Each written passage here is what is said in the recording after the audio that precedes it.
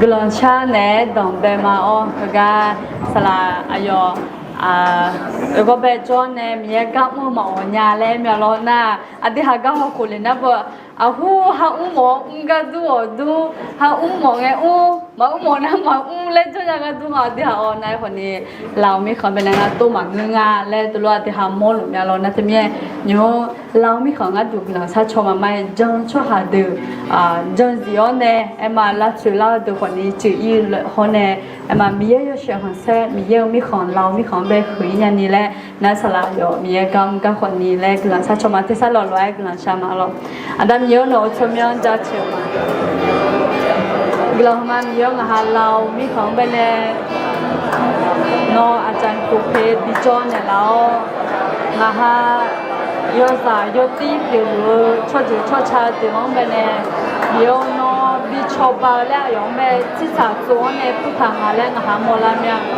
มียอแห่งนะคะราคาเช่นเนี่ยที่จะจังไอ้น่ามียอนะคะภาษาคนนี้อายุเนี่ยอยากทำตัวเนี่ยนี่จะขอตัวกันมามียอแห่จอจีจอก็เด็กจีเด็กก็อาจจะยังอาจจะจังคนน้องมีเนี่ยละมีเนี่ยกลางมาแต่มีเนี่ยมียออยู่ว่าดูน้องกลางจอก็อามียลูกน้องกันน้องกลางกันเมื่อกันมียออยู่นุ่มมาราคาเชื่อละเพื่อจงหูจะสั่นรู้ละเพื่ออายุแต่มังเงออายุพยาอายุสายอายุไฟมาสิไงสิอายาสิองกันมียอน้องกลางก็ดีเนี่ยสิมีเนี่ยมียอหาเราไม่ของว่าดูน้องคนเนี่ยมาเราไม่ของเป็นเนี่ยมียอน้องกลางกันมุ่งและหามาโอเนี่ยกลางกันมุ่งแต่มังเงอน้องเป็นจงและหามาโอเนี่ยแต่มีเนี่ยมียอหาหนูกลัวเนี่ยน้องเป็นเนี่ยอันเนี่ยมาจะดูเขาชมเป็นเนี่ยมียอน้องว่าชักกาจิก็လာချူလာဒယိုအီယိုနဲ့ကျူလျောနဲ့မြို့ဆဲကကနင်းဟာကြောင်းမှာဘုံငယ်ကြောင်းမြို့ဟဲကြောင်းချဟာဒမြလောင်းနဲ့ကြောင်းစီညာလောင်းနော်မိခေါလောင်းမိခေါပဲနဲ့မြို့ဟဲရမြလာကကနင်းခူီမွန်ကကနင်းဟာနဲ့တူမလောင်းမိခေါနော်အခွဲနဲ့မလဲစုချမေဝကလန်ရှာမှာယောရှောဆာလာငါရှော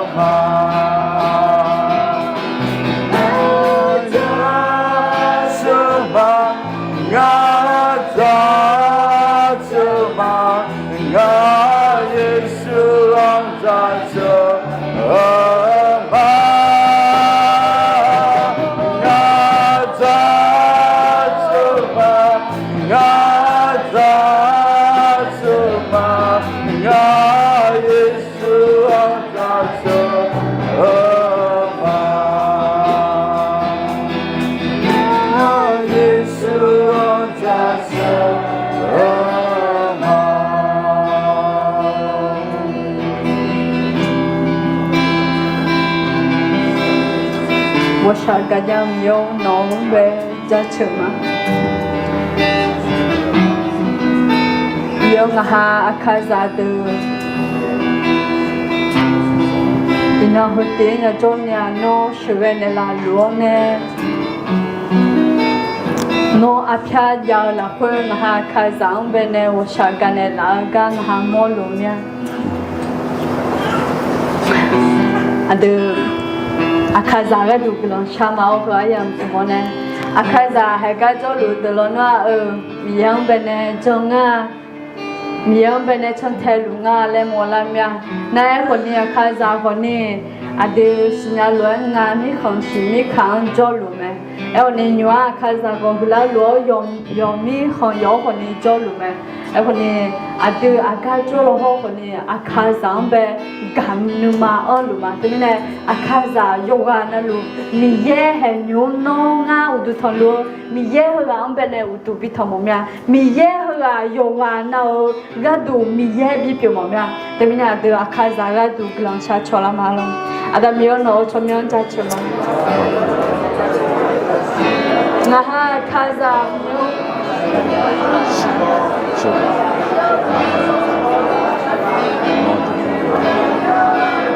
no gạo gió bên đây hà lon qua yamo nha em còn đi bây giờ em nó gạo chế mà yamo anh nhà đi cho mà xí nó gạo gió bên đây gia đường anh lấy yamo ya gạo là hôm còn nước mắm mà gạo anh nhà đi gia đường nhà đi cho xí bây giờ hà lo lo làm cũng cho luôn nước mắm bên đây nó không có được này nhà hà khai ra chỉ gái đấy còn đi bây giờ mà hà nó bên đây thì dễ bị được á bây giờ hà được con xin à bây giờ hè hà khai ra được nó một sao cả cho bé hôm qua nó mưa chế nó giờ chế bên đây hà hôm qua nhà thì nó hà khai ra nước mà ở sắm lá ở nhà nước nó thôi để nó đấy bây giờ nó hà bị dễ mà lên hà dùng vào đây anh nhà cho bạn là anh chế bên đây ngay đó hà chỉ cả con đi mà đi nhau đi trả lương hóa bên đây mà đi mọi nhà bây giờ nó hồi sáng cái này là nó dùng như thế mà hà khai sáng về trong thế này là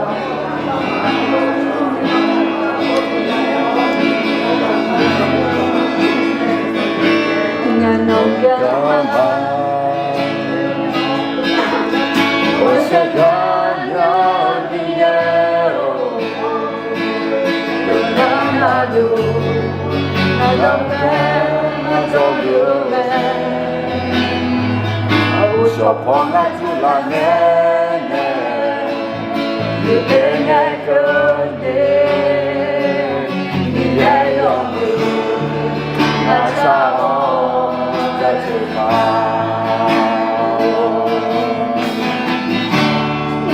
只是那三个字母，我只是那三个那拉门，上我问他的那个你，你也有那啥。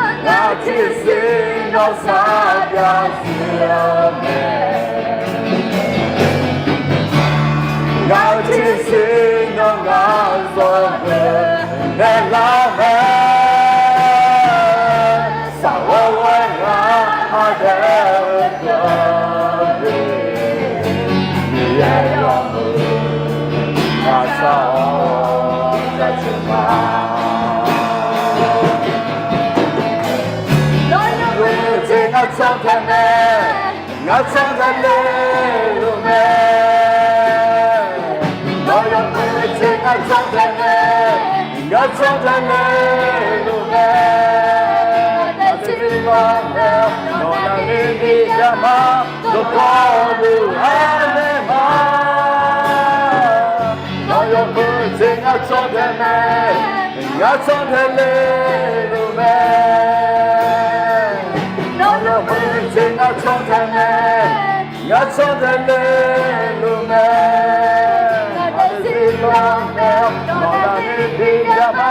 Don't go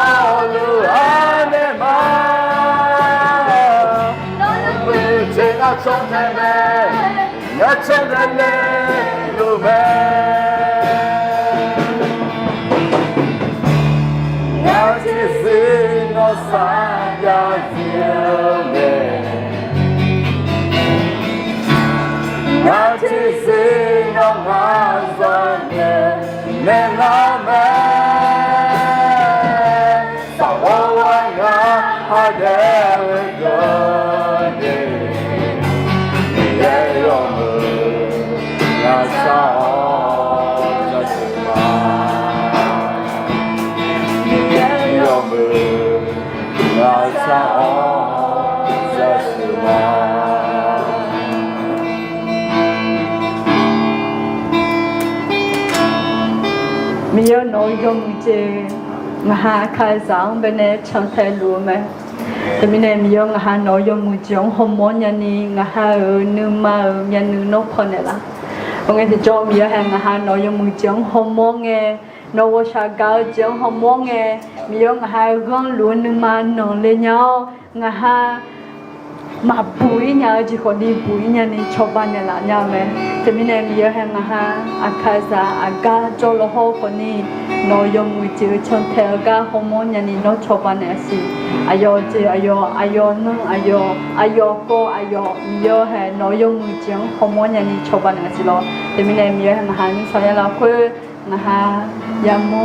งหายากามีเยอะแห่เยอะเจน่ารู้งหาหนึ่งก้อนเนี่ยนึกมังเบคาเบเพียวละคือมียองหาคาซากระดูนึกมาก็น้องเป็นเนทอนชากลังชาชนยันนี่ชาวบ้านนั่นสิลองมีใช่ละคือหาน้อยบุยตัวยาโจก็พอน้องเนี่ยจะชอบกังพับบินละสิลองกูรอละคือน้องมือช่วยสุดสัปดาห์สิบยันนี่จอนเนี่ยเชนละรอเลยที่สุดทำให้เราเนี่ยกลังชามาแล้วก็แต่เมียจะเชื่อมาอยู่นานไม่ทันขอบคุณมากค่ะThat's okay.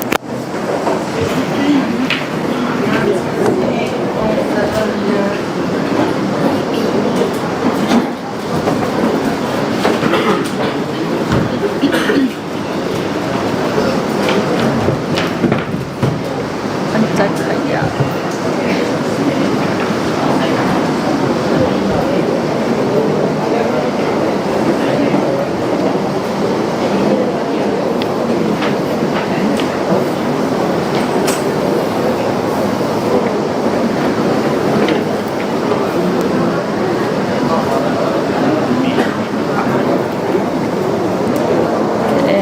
อาจารย์ผู้เพลท่านในสลาลิคอมเวลาก็แต่หักอยู่บ้าง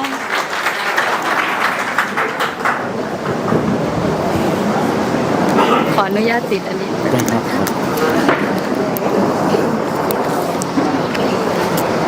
อนุญาตค่ะ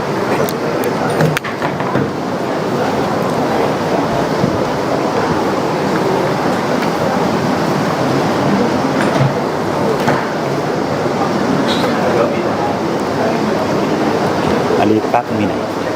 ครับ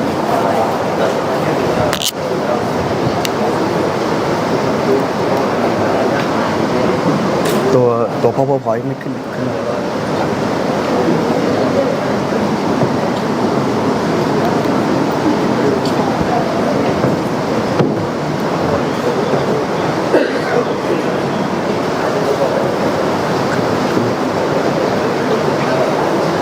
babi tidak masalah.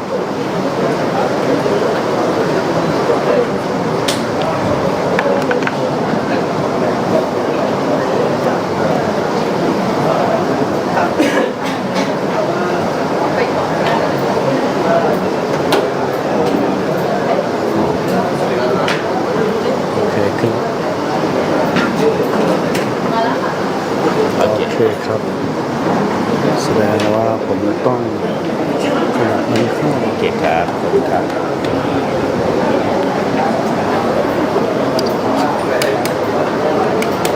มาแล้วไงโอเค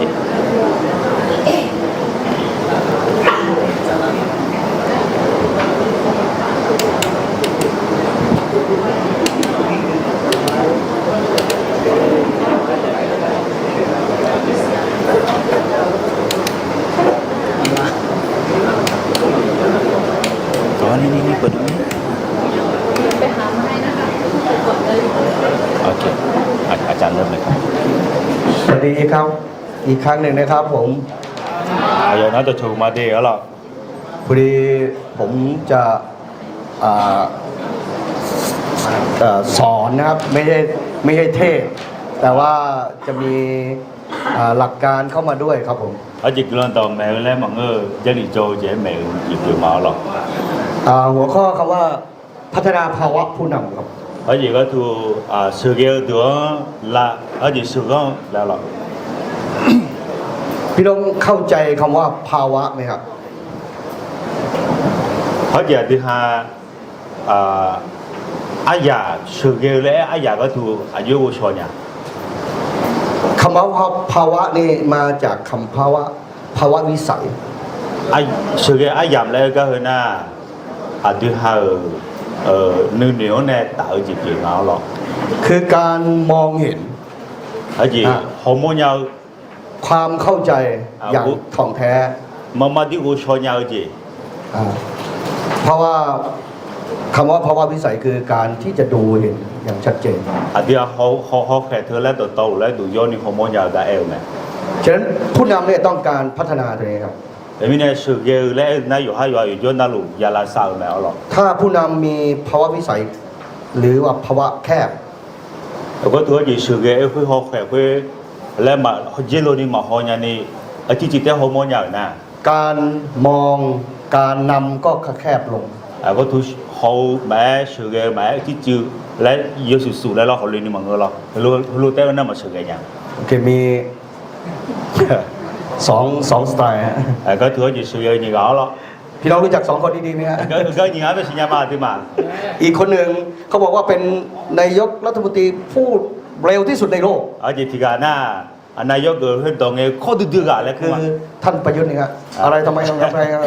เขาก็จะพูดเร็วมาก ก็น่าจะอดีตนายกรัฐมนตรีประยุทธ์อร่อย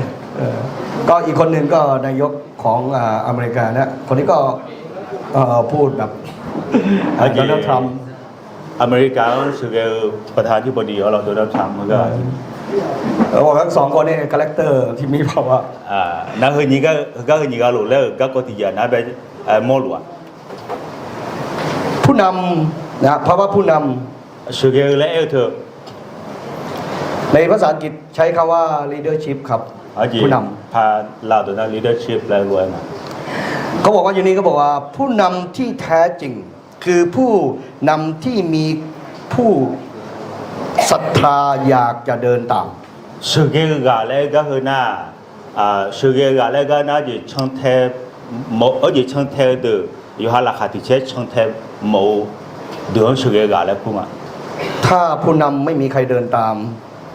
เราจะนำใครครับเราจะนำใครครับ อาส่วนสื่อเนู่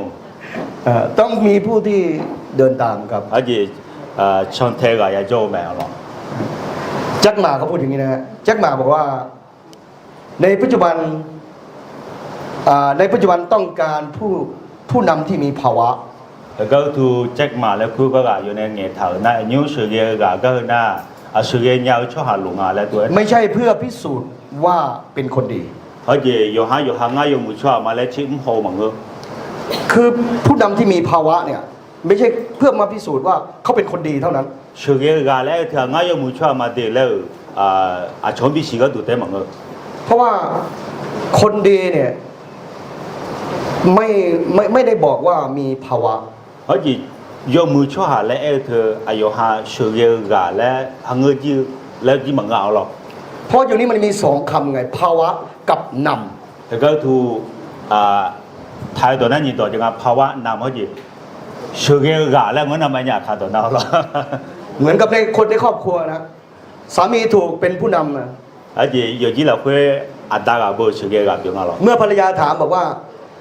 เอายังไงพ่อมึงเรื่องนี้ 阿妈个那就跟那个讲， สามีก็จะตอบว่าก็แล้วแต่แม่มึง 阿妈个哎，弄那里叫猫来拍二没， อันนี้เป็นคนดีนะครับสามีเป็นคนดี 哎个 สุ 那 ภาพ 阿达有门来说我了， ไม่กล้าบังอาจตัดสินใจ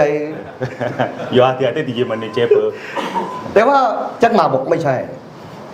哎คนนี้แจ็คมาไอ้นั่นมั้งอ่ะ เรามาดูว่าผู้นำเนี่ยภาวะผู้นำเนี่ยคืออะไร 学个嘎嘞，他就个哎个， ผู้นำหมายผู้นำหมายถึงผู้ที่สามารถมีอิทธิพลเหนือคนอื่น 学个嘎嘞，这个那阿châu会打保障那个哎没， ได้รับความเคารพนับถือ 阿châu有保障哈， ความร่วมมือ 阿châu冇错哈。 ผู้บังคับบัญชาใต้บังคับบัญชา 好似老婆是個都會都唔錯冇錯嚇。 ผู้นำหมายถึงบุคคลที่เป็นหัวหน้างาน 是個個咧那講ที่จะนั่งก็อายุ個。 ที่มีบุคคลยอมรับนับถือและเชื่อฟัง อาชอบหัก個เนี่ยนะ好個。 ปฏิบัติตามผู้นำต้องการ 唔錯，好似是個講有幾多路唔錯呀。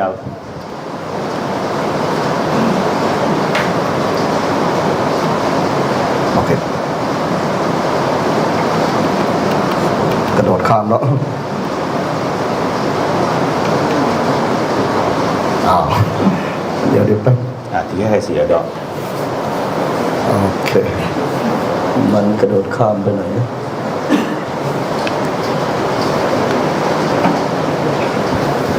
โอ้แว่นนี่ก็ ใช้ได้เฉพาะอยู่ระยะใกล้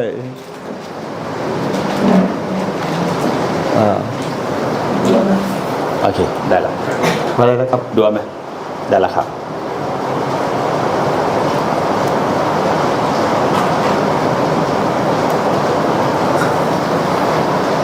เขาบอกว่าให้มาดูว่าผู้นำเป็นบุคคลที่ต่อไปนี้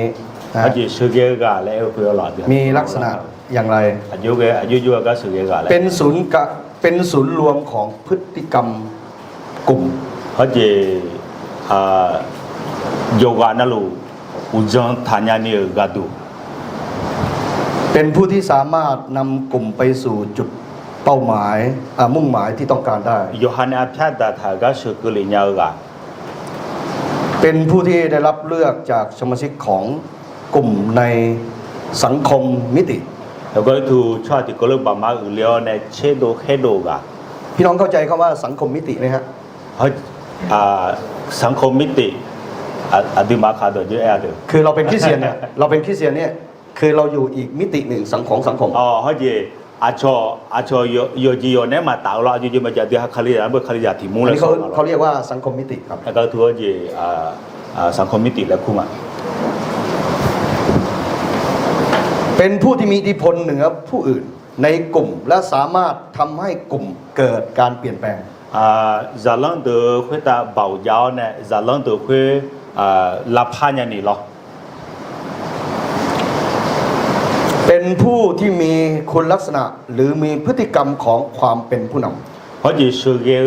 เสียอยู่ชอบหา คือผู้นำเนี่ยมันมี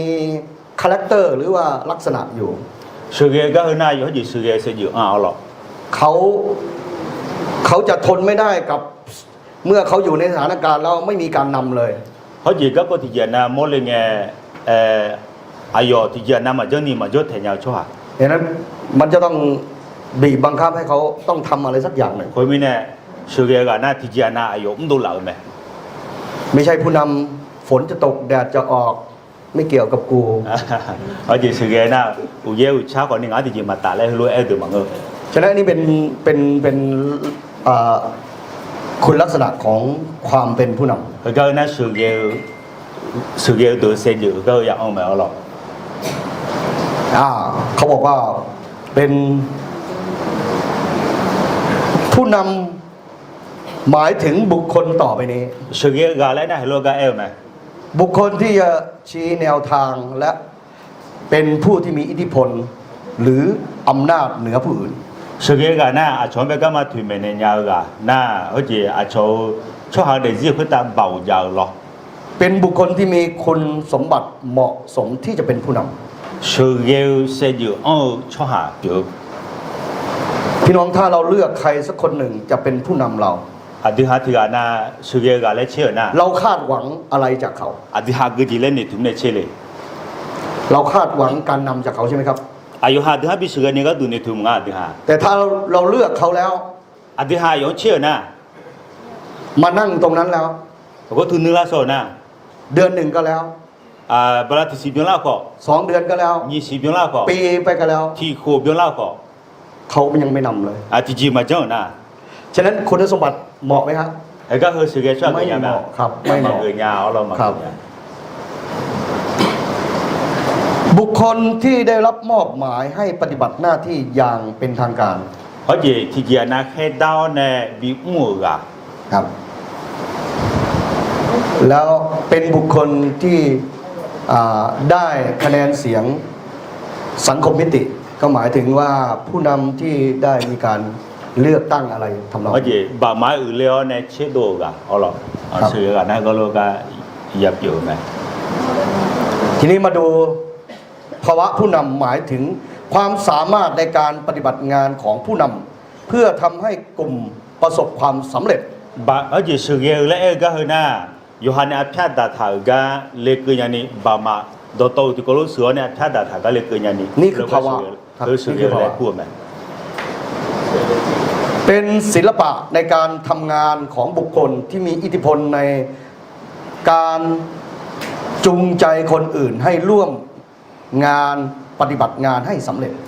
bà mà hốt đồ tàu luôn nữa mà cứ pio nè ở lo thì có lúc mình bảo quân nè apia data gà lệ cơ nhà này gà hơi sự ghê cho mình ฉะนั้นผู้นำต้องสามารถสร้างแรงจูงใจให้คน cái อื่ này น sự ghê cho na chân theo được nhưng mà会要个pio nhau mà ở lo thì có lúc mình bảo quân đó này หมายถึงขบวนการของการที่มีอิทธิพลต่อพฤติกรรมของกลุ่ม hơi gà hơn na sự ghê lẽ na thì ha bà máu là会ăn đủ ăn tiêu gì na luôn chả chả ni nhà bị nhà cho họ lo เพื่อให้บรรลุจุดเป้าหมายที่ได้กำหนดไว้ thứ hai này apia data gà lệ cơ nhà này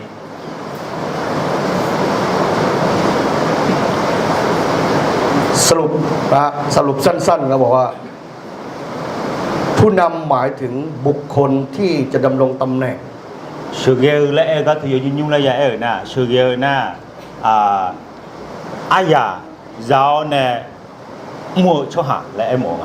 ภาวะผู้นำเป็นเรื่องของความสามารถ sự ghê lẽ na yo ha nhau gì ทักษะ yo ha nhau gì และกระบวนการที่ผู้นำใช้ในการนำกลุ่มให้ไปสู่จุดเป้ามุ่งหมาย có gì bà máy sửa này yo ha nè apia data gà lệ cơ nhà này là hay gà thu sự ghê cho họ là phù mà นี่คือภาวะโดยทั่วไปนะฮะ sự ghê cho họ lo เรามาดูที่ภาวะผู้นำจะต้องมีภาวะการนำ sự ghê cho họ sự ghê gì là nhau mà เมื่อกี้นี้เราพูดถึงภาวะของผู้น u sự cái na sự ghê ai养bé cơ máu lo ำทีนี้เรามาพูดถึงภาวะของการน nhưng bữa na sự ghê gì ông ai cơ lao mà ำคำว่าภาวะหมายถึงข้อเท็จจริงที่ตั้งอยู่บนข้อเท็จจริง ai ya lẽ sự ghê lẽ gà hơn na yo cha yo đô là会有 และไม่ได้รับอิทธิพลจากความเชื่อหรือความรู้สึกส่วนตัว yo ha nè khăn ni đô la ở gì lúa hulu lúa gừ mà ngờ lo หมายความว่ายังไงครับ gì lẽ mong à หมายความว่าผู้นำเนี่ยเวลาเราจะมีภาวะของการนำเนี่ยเราต้องมีจุดยืนที่ชัดเจน sự ghê lẽ na thứ hai mua lao gì nè bị phiêu mà người còn ni yo ha cái gì cũng lù lê lẽ yo ha cũng lù gì phải xin nhau nè gì đó ni yo phơi cái em mà โดยไม่ได้รับอิทธิพลจากความเชื่อหรือความรู้สึกส่วนตัว yo ha nè khăn ni đô la gì mà ngờ ở lo สมมุติว่าเรากำลังนำคริสตจักรอยู่ Tôi chỉ mấy giờ ngày nhưng ở đi học tôi thấy nhưng sự kiện แล้วพระเจ้าก็เล้าใจเรา nãy mình giờ đi mà biết thì chỉ là ให้เราสร้างอาคาร nhưng thì nhưng trồ là lò ความรู้สึกส่วนตัวเราไงครับอาจารย์ที่ไหนมา ở đi học sát nữa chưa có lại đúng không แล้วก็มีอดีตผ่านมาศรีบาลหลายคนก็มาจะทำแล้วในเรื่องนี้ไม่สำเร็จสักครั้ง salary nhà gà tôi thấy nhưng trồ mà lại đổ lên lồng méo còn đi thì gài mà không tuyệt nha อันนี้เป็นความรู้สึกนะฮะ hay các hôm nay giờ Hàn nếu chỉ lo รู้สึกว่าไม่สำเร็จหรอกครับ giờ Hàn sao nên nếu mà bị lấy nhà lại อันนี้คืออิทธิพลเหล่านี้มันจะเข้ามา hay bầu luôn hay đi học để chỉ là quê แต่ถ้าเ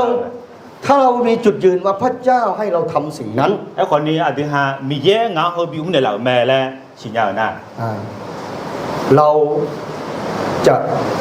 มีภาวะในการนำ แต่ก็คือหน้าอธิหาชื่อเกี่ยวคุยจิตตอนนี้ยกเพิ่มไหม สภาพหรือคุณภาพของการ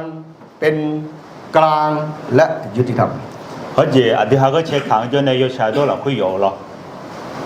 คุณภาพของความสามารถในการตัดสินใจ หรือตัดสินใจอย่างยุติธรรม อธิหารหนึ่งเจลที่จะนั่นหนึ่งเจลจียาละยาหนึ่งเจลจียาไงยศชาตัวเราคุยหนึ่งเจล ซึ่งไม่ได้รับอิทธิพลจากความรู้สึกหรือความเชื่อบุคคล ยศหาหนึ่งเนี่ยหนึ่งเจลมันก็น่าอธิหารตัวเพโจชอบตัวในเอล่าไกด์ทูหนึ่งพิอในหนึ่งเจลจีมันก็ฉะนั้นเวลาเราจะมีภาวะเนี่ยสมมุติว่าเรามาเรียนถ้าเราจับดูในกระเป๋าเราไม่มีค่ารถเราจะไปได้เหรอ อายุยืนไปจังไงนี่ว่าที่หาเจริญโจเลยคือผู้แบบผู้ไงเยอะโลเพียงมองอ่ะค่ะ อันนี้ก็จะกระบ่งบอกว่าพัฒนาเราต้องพัฒนาภาวะแล้ว แต่ก็คือหน้าที่หาสื่อเกี่ยวกับเขาจียาลาซาดาเหลวไหมเอาหรอ ภาวะผู้นำการเป็นผู้นำของคริสเตียนมาดูด้วยกัน อธิหารคาลิจาเราคือสื่อเกี่ยวกับ ฐานยืนภายในชีวิตของภายในชีวิตอยู่ที่พระเจ้า อธิหารอยู่จะคุยมีเยอะเราคุยยาวไหม และพระสัญญาของพระองค์ นั่นมีในสัญญาจ่าทางเราคุยยาวไหม ฐานของกระบวนการความคิดอยู่ที่พระคำของพระองค์ อธิหารคือจีพันหนึ่งล้อคนนี้มีเยอะตรงชั้นนี้เหนียวไหม ฐานของเป้าหมายสูงสุดของชีวิตอยู่ที่แผ่นดินของพระองค์ อธิหารแค่คือจีเล่พระเจ้าคนนี้มีเยอะมีของอาศัยยาสาร นี่คือภาวะของผู้นำคริสเตียนครับ แต่ก็คือหน้าคาลิจาเราคุยสื่อเกี่ยว ถ้าเรามีฐานยืนของชีวิตเนี่ยไม่อยู่ที่พระเจ้าและพระสัญญา อธิหารอยู่คุยมีเยอะตัวเราคุยมายาวนะ เราจะไม่สามารถนำชุมชนของพระเจ้าได้ อธิหารคาลิจาตัวคาลิจาตัวไปแล้วมาสื่อกันเนี่ย ฐานของขบวนการของความคิดเนี่ยถ้าไม่อยู่ที่ถ้อยคำของพระเจ้า อธิหารคือจีก็คนหนึ่งคนนึงเงินมีเยอะตัวเราคุยมายาว และความคิดของเราจะหลอกหลอนเอง น่าอธิหารนู่นนี่แต่เกิดนะ ฉะนั้นความคิดนี่เป็นสิ่งสำคัญ อันนู่นนี่เฮือเยอะ เวลาพระเยซูเสด็จมาในโลกนี้ สมัยที่มิจฉาพุทธาเองไง พระองค์ไม่ได้ทำอะไร สมัยเสื้อจีจ้า พระองค์ทำแค่เปลี่ยนความคิด อะไรที่สมัยที่นู่นนี่เผาแต่ไหน พี่น้องเคยได้ยินไหมว่า ถ้าความคิดเปลี่ยนชีวิตก็เปลี่ยน อธิหารกับเขาบอกว่านู่นนี่เผาหน้าเดี๋ยวสิพาเราแม่เลย พี่น้องยังจำได้สุภาษิตบทที่3 ดอตาสมุดเดิม 4มั้ง ดอ ค ตา รับ สมุดเดิมมาเอง ประมาณ23บอกว่า นี่เชื่อสุ่งถือขังอะไร ชีวิตของมนุษย์เนี่ยเริ่มต้นที่ใจ นิวมังเนี่ยต้องเปลแม่แล้วท่า เริ่มต้นที่ใจครับ นิวมังเนี่ยต้องเปลแม่แล้วท่า และฐานเป้าหมายของชีวิตสูงสุดของเราเนี่ย น่าอธิหารเดี๋ยวสิหลักคุยอายุคือจีเจอจีแล้วนะ ถ้าไม่อยู่ที่แผ่นดินของพระเจ้า มีเยอะมีของมายาวนะหรอ เราจะขาดภาวะเพราะว่าเราแสวงหาพระเจ้าอยู่ในโลกนี้ อธิหารมิจฉาทางโคสีจนเนี่ยมีมีของปู่มา แต่พระเจ้าเลือกเรา ไอ้คนมีอธิหารเชื่อไหม ให้อยู่ในโลกนี้เหรอครับ อธิหารก็ที่พิจารณาเชื่อละมีเยอะ บ้านที่ถาวรของเราอยู่ในโล อก ธิ นี้ หารมาที่เปียวยุ่งกับมิจฉาทางโคสียาละ ไม่ใช่ครับ มังอ่ะ ถ้าเราบอกว่าอยู่ในโลกนี้ อธิหารมิจฉาทางโคสีจนเลยแหละนะ เราจะเครียดมากเลย อธิหารเล่นนี่ผมอยากจะยันในสาวแม่ โลกนี้กำลังปั่นป่วน มิจฉาทางโคสีปูราพา ทั้ง รา ภูมิอากาศทางสังคม จีโจตุโจยามา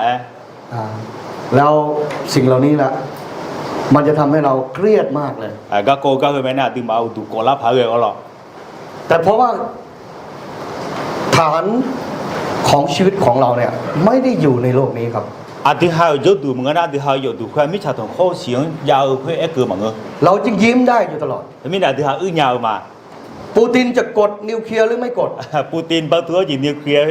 เอออยากเงี้ยเบอร์เรา เราก็พร้อมตลอด อาทิตย์ห้าจนเอาตรงละเท่ามา ใช่ไหมครับ เงี้ยมาเราอย่างเงี้ย ฮะเราต้องสร้างภาวะให้ชัด ไอ้ เจ ก็ น อาทิตย์ห้าอยู่ห้าอย่าเราก็จีบอยู่แม่เอาหรอก ผมอยากเริ่มมาดูพระธรรมโยชัว 而且约束的人ที่ก็รอละเขา พี่น้องรู้จักโยชัวนะครับ 约束ที่เนี่ยเดี๋ยวเราอย่าเอาหรอก โยชัวเป็นบุคคลที่ผู้นำ ที่ต่อจากโมเสส 约束น่ะโมเสสเนี่ยเขาจีโมเสสเนี่ย约束是给เราไหม โยชัวนี่เป็นผ่านมาเนี่ยเขาเป็นมือสาม อย่างเงี้ยอายุน่ะสูงกว่าอยู่กับพี่งะ เพราะว่าโมเสสเป็นมือหนึ่ง โมเสสก็นั่นน่ะปฏิจจ อาโรนเป็นมือสอง อารมณ์นี่ก็ที่กะ โยชัวเป็นมือสาม น่ะ约束น่ะสูงกว่าที่กะ แล้วโยชัวเนี่ยเขาดูแลเรื่องกองทัพ อะไรนะจ๊ะ กองทัพครับ 而且约束น่ะคือ蛮好做嘛 เขาไม่เคยทำดูแลเรื่องศาสนากิจ 而且约束国王约束嘛是人话 เพราะว่าตรงนั้นโมเสสกับอาโรนทำ เฮตุน่ะโมเสสเขาอาลูอายุเนี่ยรู้ แต่ณเวลานี้โยชัวเนี่ย ไอ้คนนี้อย่างเพื่อเราคุยยสูน่ะ ต้องทำทับสามตำแหน่งนี้ เขาสุ่มจิลุยัง เป็นหนึ่งเดียว ยูสุ่มจิลุยังล่ะอยู่ ถ้ายุคนี้ผมน่าจะเปลี่ยนโยชัวว่า 3 in 1 ครับ ไอ้เนี้ยอย่างเราคุยน่ะเยอะจีเยสูยไอ้เกินน่ะ3 in 1แล้วอย่างไอ้เงาหรอก แต่ภารกิจที่ยิ่งใหญ่ของโยชัวก็คือ ไอ้คนนี้ก็คือเจคุยยสูมุ่งจีคุยหรอ การนำชนชาตินี้ อิสราเอลชนจืดเสือเนี่ย เข้าไปเอาแผ่นดินพระสัญญา มีในสัญญาจะทำมีของทุเรศเนี่ยก็ดู และที่ดินตอนนั้นไม่ได้ว่างเปล่านะครับ น่ะมีชายทุติจีมาจานี่ไอ้ยังไงยาวเงาหรอก มี7ชนชาติอยู่ที่นั้น ไอ้ทุชนจืดสี่เจ๋ก็จ้ะ แล้ว 39 กษัตริย์ น่ะสมภาสมชิวไว้ก็จ้ะ แล้วกองทัพแต่ละ 39 กษัตริย์นี้เข้มแข็งหมด น่ะคือมาดูจีนี่ก็ยศดูมาเก่าหรอก อิสราเอลเนี่ยเป็นเพียงแค่ชาวปศุสัตว์เลี้ยงสัตว์เท่านั้น อิสราเอลชนจืดน่าจะอยากชูชอบเปลี่ยนนะ จะไปสู้กับกองทัพทั้ง7ชนชาติเนี่ย น่ะเฮ้ยทูอาชอคือมาเดินได้ยกเดินนุ่ม ไม่ใช่เรื่องง่าย ยออกกามังอ่ะ ด้วยเหตุนี้พระเจ้าจึงมากระตุ้นโยชัว เห็นไหมเนี่ยมีแค่ยศส่วนลันเหลือไหม ผมจะอ่านตั้งแต่บทที่2พระเจ้าข้อที่2บอกว่าโมเสสผู้รับใช้ของเราสิ้นชีวิตแล้ว ฉะนั้นบัดนี้จงลุกขึ้น ยกข้ามแม่น้ำจอร์แดนนี้ทั้งเจ้าและชนชาตินี้ทั้งหมดจะไปยังแผ่นดินซึ่งเรายกให้แก่เขาทั้งหลายคือแก่คนอิสราเอล ก็ถือว่ายศสมบูรณ์มาเนี่ยถ้าโมเสสงาก็อยากให้ว่าชิชอบไหมเพราะไม่ได้ยูโนทุลาเนี่ยอิสราเอลชนจืดเสือเนี่ยงานเนี่ยมีถาวมีของทุเรศและ而且มีแค่ยศส่วนต่อแค่ไหม ข้อ 而且的亚松3ทุกตำบลถิ่นฐานที่ฝ่าเท้าของเจ้าทั้งหลายจะเหยียบลง เราได้ยกให้แก่เจ้าทั้งหลาย ดังที่เราได้ตรัสไว้กับโมเสส โนข้าหน่อยก็โนมิชาบิเปียวมาโมเสสงานเนี่ยเงี้ยท่าสัญญาคุยโนเนี่ยข้าหน่อยเท่ก็โนมิชาบิเปียวมาแล้วก็รู้ไอ้ท่า ตั้งแต่ถิ่นธุรกันดารของภูเขา บอ เล ลมัน บานอน ก็จะก็นี่ นี้ไกลไปจนถึงแม่น้ำใหญ่ บ้าเย่แล้วก็ยกหัวก็นี่ คือแม่น้ำยูฟราติส แม่น้ำยูเฟรซิสว่าก็นี่ แผ่นดินทั้งหมดของคนฮิตไทย มิชาคือตัวต่อลูก ถึงทะเลใหญ่ของทิศตะวันตก อิมาลาซาตัวต่อลูก จะเป็นอาณาจักรของเจ้า โนมามีของบิเปียวมา ถ้าเราดูตามแผนที่นี้ อันที่มาก็ถูกห่อหน้าเรา เลบานอนอยู่บนสุดนะครับ เลบานอนและนาบาลาตาจะใส่ คือ ยาเอาหรอ ภูเขาเฮอร์โมนนะแล้วก็ลงมาฝั่งโน้นก็ติดทะเลเมดิเตอร์เรเนียนแล้วก็ใต้สุดเนี่ยก็ติดทะเลเนกับทะเลทรายเนกับ ဒီမှာသူအဘကသူဟောနာကြီးရုပ်စုမနဲ့ချုံမိချခွေးမိရဲ့စကြကြထားမိခုံဟေမောလာငါလို့ แต่ทั้งหมดนั้นเต็มไปด้วยผู้ปกครอง အဲ့ခေါ်ဒီဖက်ချုံခုတော်လို့သူအယူကြွဦးလောင်းလို့ကလို့ ฉะนั้นโยชัวต้องเข้าพาชนชาตินี้เข้าไป အဲ့ခေါ်ဒီရုပ်စုကချွတ်ကြဟေဆောနဲ့ရလေအောင်ခွေး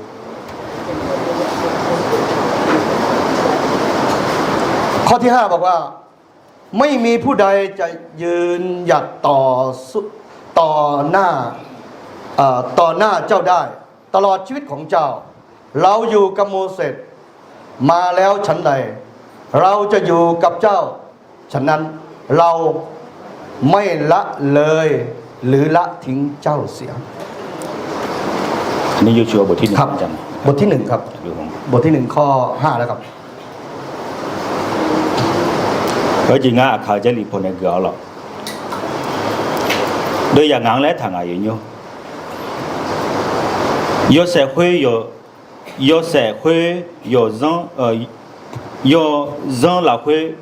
别了有人会有谁嘛个了哦 OK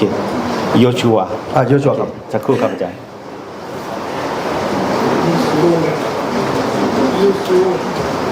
Yosu OK ဒီမှာတီ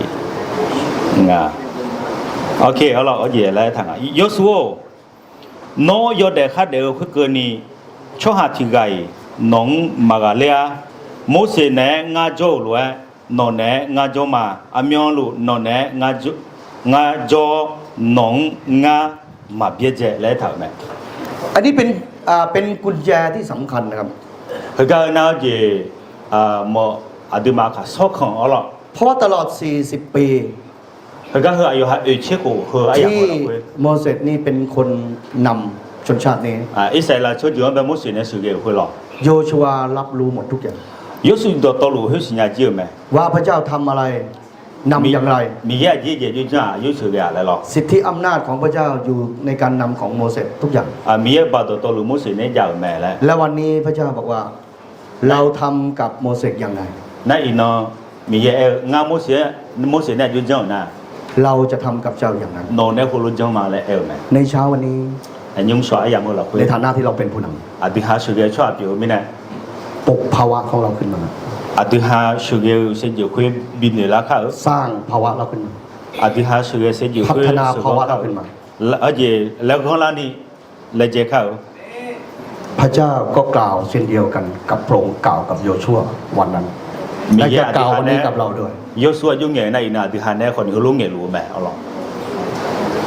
ฉะนั้นถ้าผู้นำไม่ชัดเจน เพราะจีสุเกเธอสุเกกาทุยดูมาโบนะ อันนี้เป็นความเข้าใจที่ผมได้มีประสบการณ์ เฮ้ยก็นั่งงานเดี๋ยวที่หลับเพื่อก่อนนี่ผัวเขาโมโหจีบดูมาหรอก เพราะว่าผมช่วยคดีพี่น้องเนี่ย เพราะจียักษ์ขาจาก็ก้อนตัดเรื่องไหนหรอก ส่วนใหญ่นี่เป็นชนเผ่า เมียหน้าเพราะจีงานชาวบ้านชอบว่าชดเจือต้องตาชดเจือตัวชดเพราะจีชดเจือแต่ เพราะว่าชนเผ่าต่างๆเนี่ยนับถือผีครับ อาจีมีแน่น่าอาทิหาต้องตาชดเจือน่าบนแนวดูทองมีแน่รอหรอก แล้วผีตัวนี้เนี่ยบรรพบุรุษของพวกท่านเนี่ย นั่นแหละก็คือมั่วหรออาทิ มั หาน ได้ครอบครองมาหลายศตวรรษแล้ว เพราะจีอายะกวนเนี่ยอาทิหาต้องตาชดเจืออุ่นล่องเหล่าเนี่ยคือมั่วหรอก มันไม่ยอมที่จะปล่อย อาทิ ลูก หา ห มา ลาน เพียนเนี่ยละ รุ่นเราเนี่ย ซาเดิมมาเพียอาทิหาก่อนนี่มาเพีย ให้ไปขึ้นเสวยสุขอยู่สวรรค์แล้วครับ บางตามีความมีโจเล่หมอนเนี่ยเถอะหรอ มันจึงมันจึงเรียกพละกำลังทั้งหมดของมันที่มันมีอยู่ คนมีเนี่ยเธออยู่ข้างยาอยู่ตัวตอลูกาข้างยาอยู่ตัวตอลูยวนเนี่ย เพื่อจะจัดการกับเรา อาทิหังเมื่อแลรวยแหลมหลวมแบบหลวมแบบ ฉะนั้นการยึดครองที่จะเอาเผ่าอาคาหรือเผ่าไหนเผ่าหนึ่งมาเนี่ยถ้าผู้นำได้ขาดความชัดเจนเนี่ย คนมีเนี่ยก็ตัวอาทิหาขาช่วยจือหมายเอาหรอก็จะช่วยจือคนยังไงชื่อเยอะคุยยดูมาโบน่ะหรอ คุณจะเสร็จมัน อาทิหาอายุมากาเลย ถ งั้น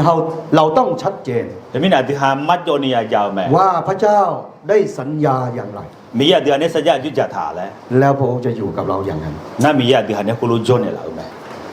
การยึดครองพระเจ้าพูดกับโยชัวก่อนหน้านี้บอกว่า ทุกฝ่าเท้าที่เจ้าย่ำไป มียายสวยเนี่ยนอนในขั้นนอนไทยไม่ใช่เป็นช่องเพื่อ ขอให้เราพูดนะฮะทุกภูดอยที่เราจะย่ำเท้าเราลงไป ก็โจน่าเราเธอเนี่ยน้อยโอเคก็โจน่าเธอเนี่ยน้อย การยึดครองของพระเจ้า มียาในอุลองจี จะเกิดขึ้นที่นั่น เฮ้ยทุกยาลากแม่ อีเมนนะครับ อเมนบาโล ครับประการแรกที่พระเจ้าตะกระตุ้นกับโยชัวในข้อ6บอกว่า จงเข้มแข็งและกล้าหาญเถอะ แล้วก็ทุนยีโดยตัวหน้าก็ตัวจีมียายสวยเนี่ยให้แล้วถามแม่โยฮานึกจะเอาละเพื่อขัดดูนิมั่ว เพราะเจ้าจะกระทำให้ชนชาตินี้แบ่งมรดกในแผ่นดินนั้น อาจิมินายนาอายอมาอเปออบอดงานในสัญญาจาถามิของ ซึ่งเราได้ปฏิญาณไว้กับบรรพบุรุษของเขาทั้งหลายว่าจะยกให้เขา ชอหาเดจอลิงอายอมาเควโนอายุยากเตะ สิ่งที่น่าสังเกต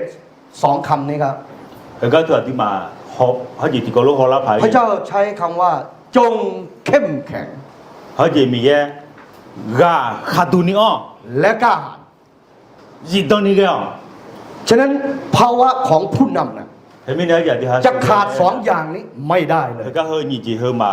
อาจีมาจานี่มาเกินยาวหรอ ถ้าเราเป็นผู้น อาทิฮะสุเกะกับเปียมาเลยนะ ำเราจงมีความเข้มแข็ง อาทิฮะกาเขาจีตอนนี้ ไม่ใช่แข็งร้าวนะครับ แต่เป็นความเข้มแข็ง ไอ้คนนี้กาจีตอนนี้ยังเอาไหมขัดดูนี่ ถ้าผู้นำขาดความเข้มแข็งเนี่ยนะ อาทิฮะเขาจีตอนนี้มาเกินน่ะหรอ ผมเคย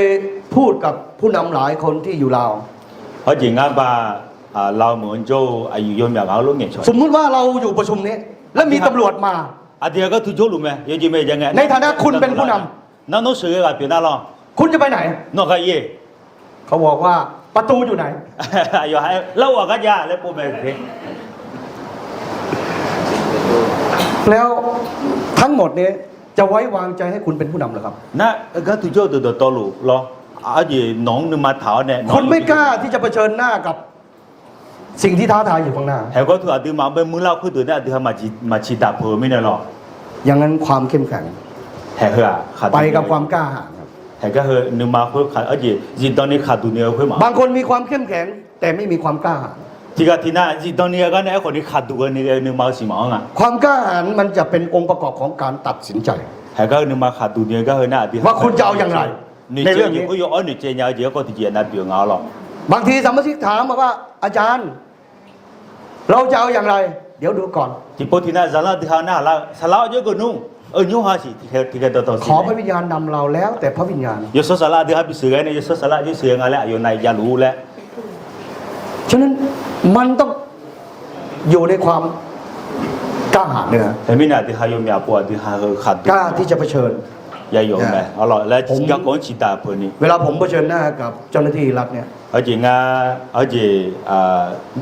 สัมภาระมันตัวนี้ยังมองไง ครอบครัวก็เป็นห่วงผม เงาหยอกเงาของเราไหม โดยเฉพาะภรรยา เงาอยู่ต่ออายุเหรอหรอ เวลาผมคุยโทรศัพท์ผมต้องไปหาที่คุย นักการเงี้ยแล้วเงี้ยอยู่อย่าแล้วยังไงอ่ะ ว่าพี่น้องเขาไปเผชิญหน้ากับเจ้าหน้าที่ตำรวจ อาจริงไม่แน่นะก็ทุนนักการเงี้ยเลยดูแค่อยู่หัดตัน เสร็จแล้วเขาก็อ้างว่าผมนี่เป็นทนายเขา อย่าถือพูดเนี่ยหน้าอยู่เอาเพื่อแล้วก็ เขาก็บอกว่าบอกกับตำรวจว่าอย่างนั้นเนี่ยโทรศัพท์เนี่ยกำลังโทรไปหาทนาย อย่างนั้นคุณคุยกับทนายเรา นักการเงี้ยเลยก็แห่น้องเงาทนายเนี่ยเงี้ยชนในเราแล้วก็รู้เอลเนี่ยบินเงี้ยชนในเราอยู่เขาหรอ ผมก็ได้คุยกับตำรวจ นั่นแต่หนูเนี่ยเงี้ยชนไง แล้วก็แน่นอนเวลาคุยกันก็มันมีการไฟกันทางอารม แล้ว ณ์ ยังอยากโป๊ทุนอย่างนั้นมาแพ้เล่าจริงๆยาญาเถอะ ภรรยาก็เป็นห่วง นั่งงามีอย่างที่มาของเรา ภรรยาบอกว่าการช่วยพี่น้องเนี่ยพี่น้องนี่น่าจะได้รับการช่วยจากเธอนะ เขาจีไอ้ยี่นี่เดือดที่มาไปที่ปวดเอาเวลาไงนอนเนี่ย บิชอบาเยอะรู้ผ่า แต่ว่าถ้าเธอทำอย่างนี้บ่อยๆนี่ฉันจะเป็นม่ายนะ ไอ้คนนี้น้อยอยู่โจน่าที่ก็ตัวได้เจอหน้างานมีโคมีชีวิตมาให้เปลี่ยนนู่นอะไรหรอ เพราะว่าวันหนึ่งเจ้าหน้าที่อาจจะสู้ผมไม่ได้ทางกฎหมาย ที่พอที่นาก็ตัวจีสองพักกำเดองานมากาเรื่องเนี่ย เขาอาจจะอุ้มผมนะ งานอะไรเชียร์ในช่องป่ะ ผมก็เลยบอกว่าน้ำหนักผมก็น่าจะ70 กว่าอุ้ม ยก ไหว งาน แล้ มาจีเชียจีไม่งานจีสี่ชิโลคงไม่แน่อะไรเนี่ยไอ้คนเนี่ย ผมก็เคารพในความเป็นห่วงเขา ไอ้ไม่ในงานคนนี้งานยืดตัวอยู่ แต่ว่าในฐานะที่เราเป็นผู้น ไอ้คนนี้งานสื่อ ำตอนนี้เขาต้องการเรา อายุห่างงานหลูบ ผมก็ต้องกล้าที่จะเผชิญหน้า ไอ้ไม่ในงานนึกมาขาดดูเนี่ยยาชิตาปะ นี่คือภาวะครับ ไอ้ก็สื่อกัน ภาวะในการนำครับ สื่อกันแล้วก็พูด ในข้อ 7 พระเจ้าได้พูดกับโยชัวว่า เพียงแต่เจ้าเข้มแข็งและกล้าหาญ มีเยอะสุดเงี้ยเนี่ยโน้ตนึกมาขาดดูนี่เยอะนะ ยิ่งเถอะระวังที่จะกระทำตามพระบัญญัตินะพระราชบัญญัติทั้งหมด ซึ่งโมเสสผู้รับใช้ของเราได้บัญชาเจ้าไว้ อย่าหลีกเลี่ยงจากพระบัญญัตินั้นไปทางขวาหรือซ้ายทางซ้าย เพื่อว่าเจ้าจะไปในถิ่นฐานใดเจ้าจะได้รับความสำเร็จอย่างดี ยี่เหลือพูดแล้วท่าโยฮานึกมาจงนึกโยฮานึกจงละคุยขาดดูนี่มัวงาจากการมุสเน่น้องเบียจังต่อขุดดอต่อหลวงมังเงนี่ชอเทลแล้วท่าไหม ข้อที่ 6 พระเจ้าบอกกับโยชัวให้มีความกล้าหาญในเรื่องอะไรครับ เพราะจีโดยอยากว่าแบบมีเยอะยศนึกมาขาดดูเนี่ยเพื่อกุญแจก็นึกมาขาดดูนี่อะไร เราสังเกตไหมว่า พระเจ้าบอกให้โยชัวกล้าหาญในเรื่องอะไรครับข้อ ก็จีก็กว่าโดยอยากกู เรื่องการเป็นผู้นำครับ ชื่อเยอะที่จะนำชนชาตินี้ไปเอาแผ่นดินนั้น มีเยอะในสัญญาจะทำอยู่ ข้อ 7 นี่เรื่องอะไรครับ โดยอยากซื้อก ล้าหาญในเรื่องอะไรครับ ข้อ 7 นึกมาขาดดูเนี่ยเพื่อกุญแจแบบนึกมาขาดดูเนี่ยก็เองละเชื่อฟังพระคำของพระเจ้า ครับ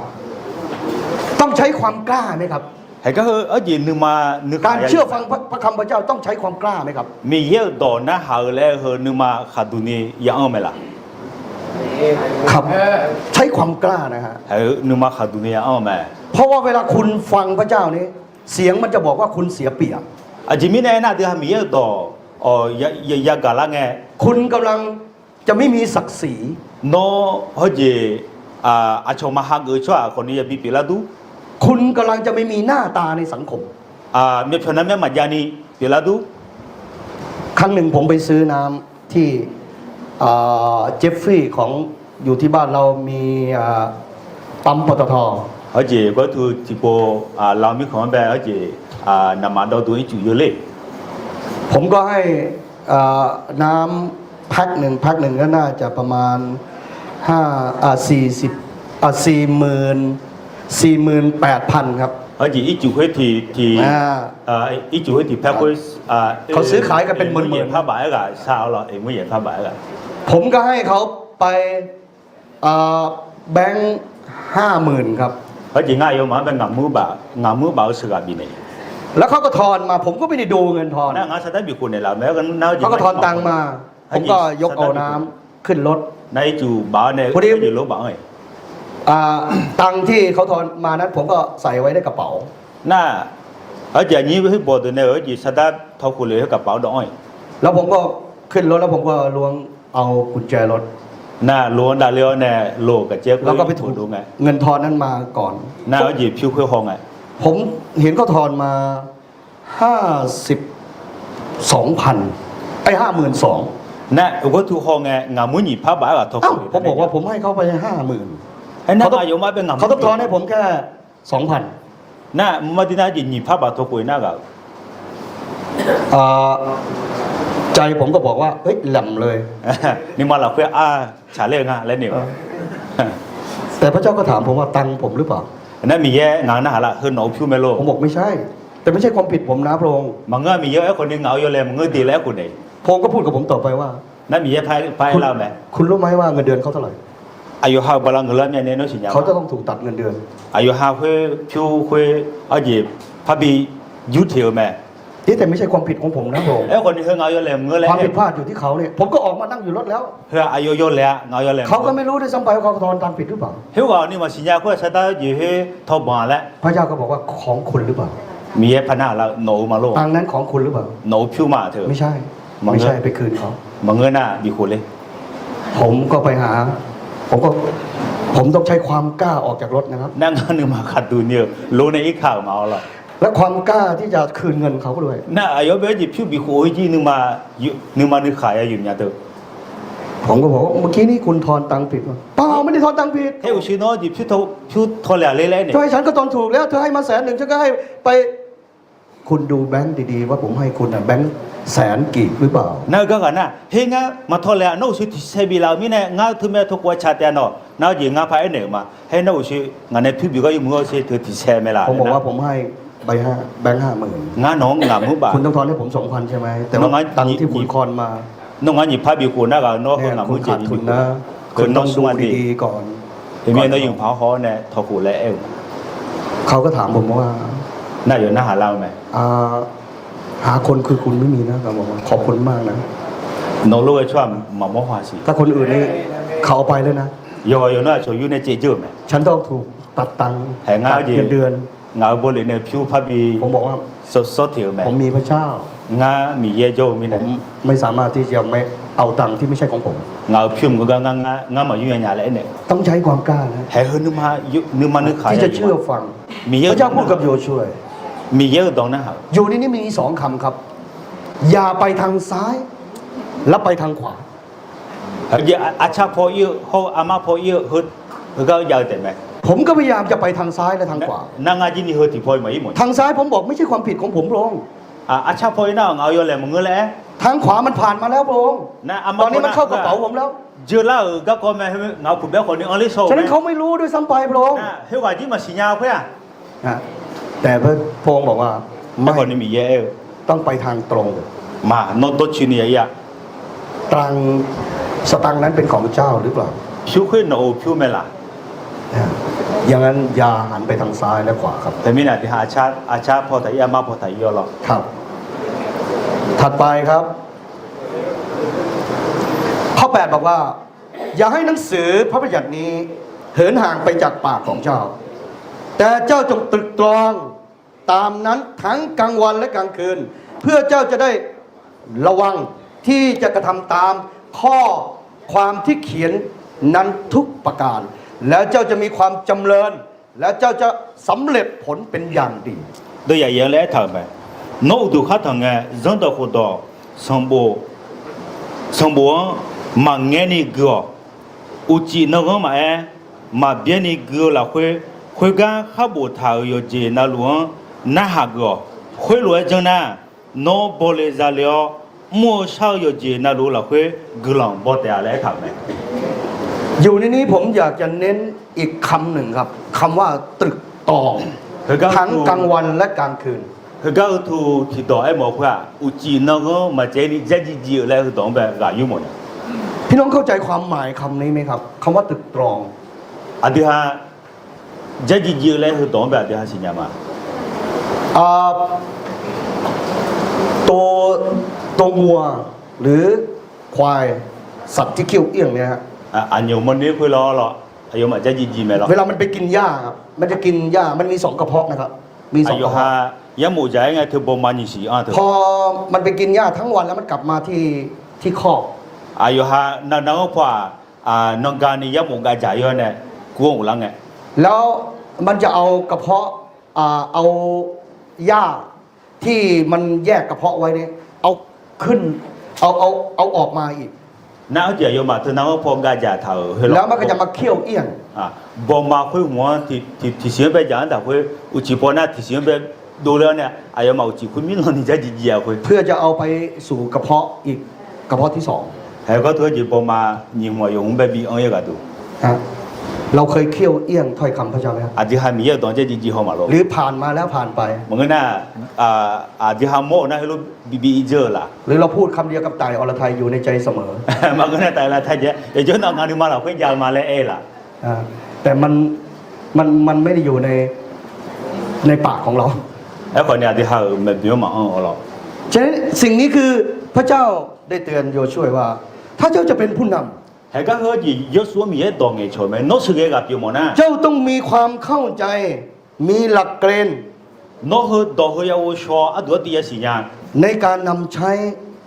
นกอยู่มีเงี้ยนี่ก็ดู ในการลิดข้อมูลถ้อยคำพระเจ้าน กเฮ้ยมีเยอะตรงปูเชี่ยวเจ๊จีก็ดู ที่จะให้ละเอียด ไม่ใช่แค่อ่านผ่าน อาทิฮากือเจอเต็มมังเงอหรอ ๆเพราะว่าไม่อย่างนั้นแล้ว เราจะไปสอนคนอื่นได้ไงครับ อาทิฮาลูกเองนะอาทิฮาชวดอยู่ไม่นุ่ม พระเยซูบอกว่าคนตาบอดจะ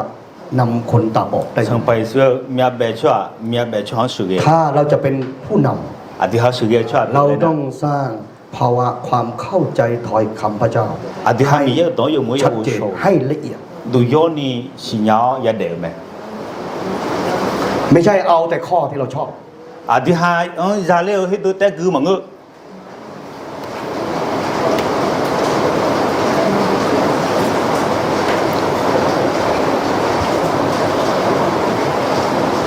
ข้อ 9 ข้อสุดท้ายแล้วครับ เราสั่งเจ้าไว้แล้วมิใช่เหรอว่าจงเข้มแข็งและกล้าหาญเถอะ อย่าตกใจหรือคล่ามกลัวเลย เพราะว่าเจ้าไปในถิ่นฐานใด พระยาเวห์พระเจ้าของเจ้าจะสถิตอยู่กับเจ้า โดยอยากวิงและถอยมาอยู่อยู่ยกหานึกจังละเวขัดดูนิมัวและงานน้องดอกหดงทางกูเจมากาบาวเจมาโนนึมาละเวทับีเจียวโดละอาจิมินะนะโนมีเยสัมภามีเยเปียวงากาโนขาอีขาลากาโนเนโจมา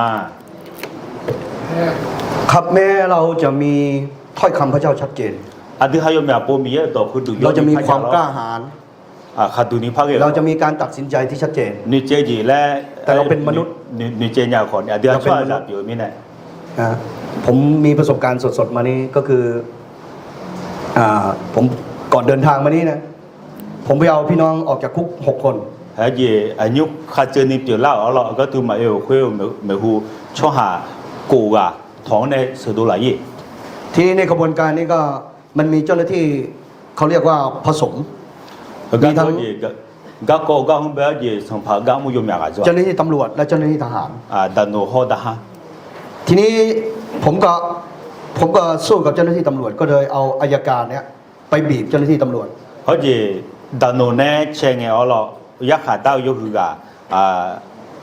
เอลเนอยักษ์ขาดายุคือว่าเนอดันโนบินเงช่วย ทีนี้เที่ยวนี้เจ้าหน้าที่ตำรวจก็ปรับเกมสู้กับผม นั่นก็พวกดันโนยินงานเนี่ยเชคุล่า เขาก็เลยโยนเรื่องนี้บอกว่าผู้ที่นำพาไปจับเนี่ย6 คนเนี้ยคือ2 นายพันเนี่ยคือทหาร เฮ้ยอาศัยเรื่องดันโนแต่ยังไงนะเฮ้ยคาลิซาเฮ้ยช่วยเขากูว่าไปบินเอลกูให้บ้านตาหาอยู่คืออายุนี่กันเนี่ยเชื่อในบินเอเนี่ยละแล้วรวยอ่ะ เพราะว่ามันมียศนายพันตำรวจเนี่ยนายพันโท2 คนแล้วก็ทหารนี่พันโท2 คน เฮ้ยโยกานาลูดาหาอายุแต่เงาเราเฮ้ยก็ถูกก็คงแบบตลอด ตำรวจก็ตอบอัยการบอกว่าเขาเจ้าหน้าที่ตำรวจเนี่ยไม่ได้ไปจับ6 คนเนี่ย เฮ้ยดันโนพาเอลน่ะเฮ้ยก็คือดูแม่งานบินเอเนี่ยละ แต่คำสั่งจับนี่คือนายทหาร2 คนต่างหาก ไอ้คนนี้งานให้เนี่ยเราเพื่อบาดาหาเพื่อดาหาอยู่ให้เดือด เพราะว่าอัยการเนี่ยจะไม่สามารถที่จะไปก้าวไก่ทหารได้ น่าบางตัวจียักษ์ขาดาอายุเดือดน่ารอยักษ์ขาดาชวนน่าบางตัวจี นี่คือเขาปรับเกมสู้กับผม ดาหาเนี่ยที่จีแล้วมาสุสานเล่นยังไง ผมก็รู้สึกโอ้พระเจ้า ผมจะไปทางไหนล่ะ นางมีเยอะนะฮะมั้ง เพราะว่าผ่านมาเนี่ยผมรอดจากตำรวจ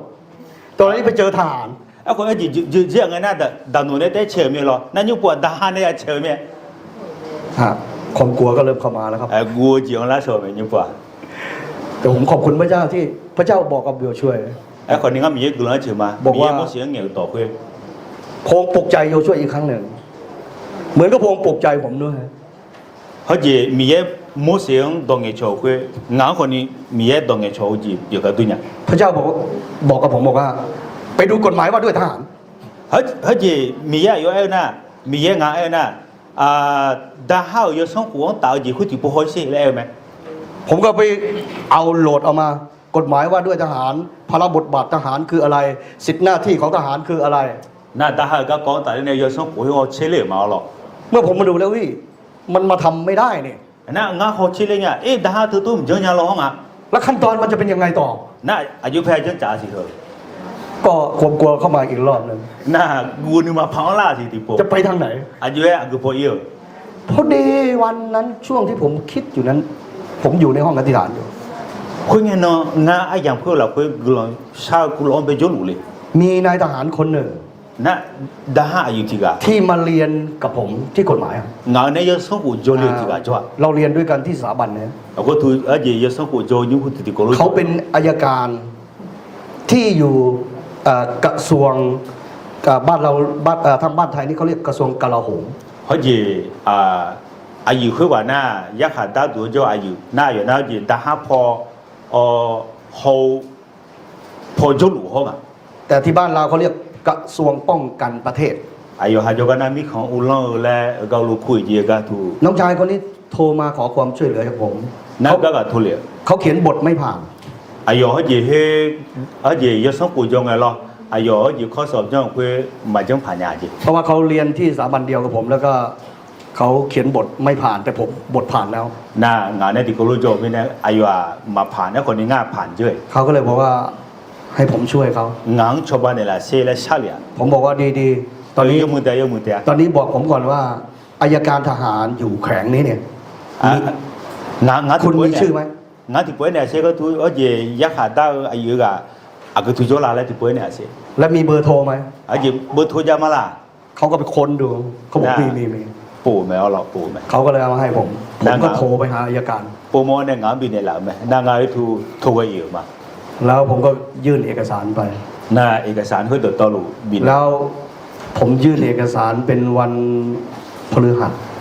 จนจะอื่นน้องไปเอกสารเพื่อ ไปหากองประชาการทหารแขวง ดาฮาโยกาอีโอเนี่ย แล้ววัน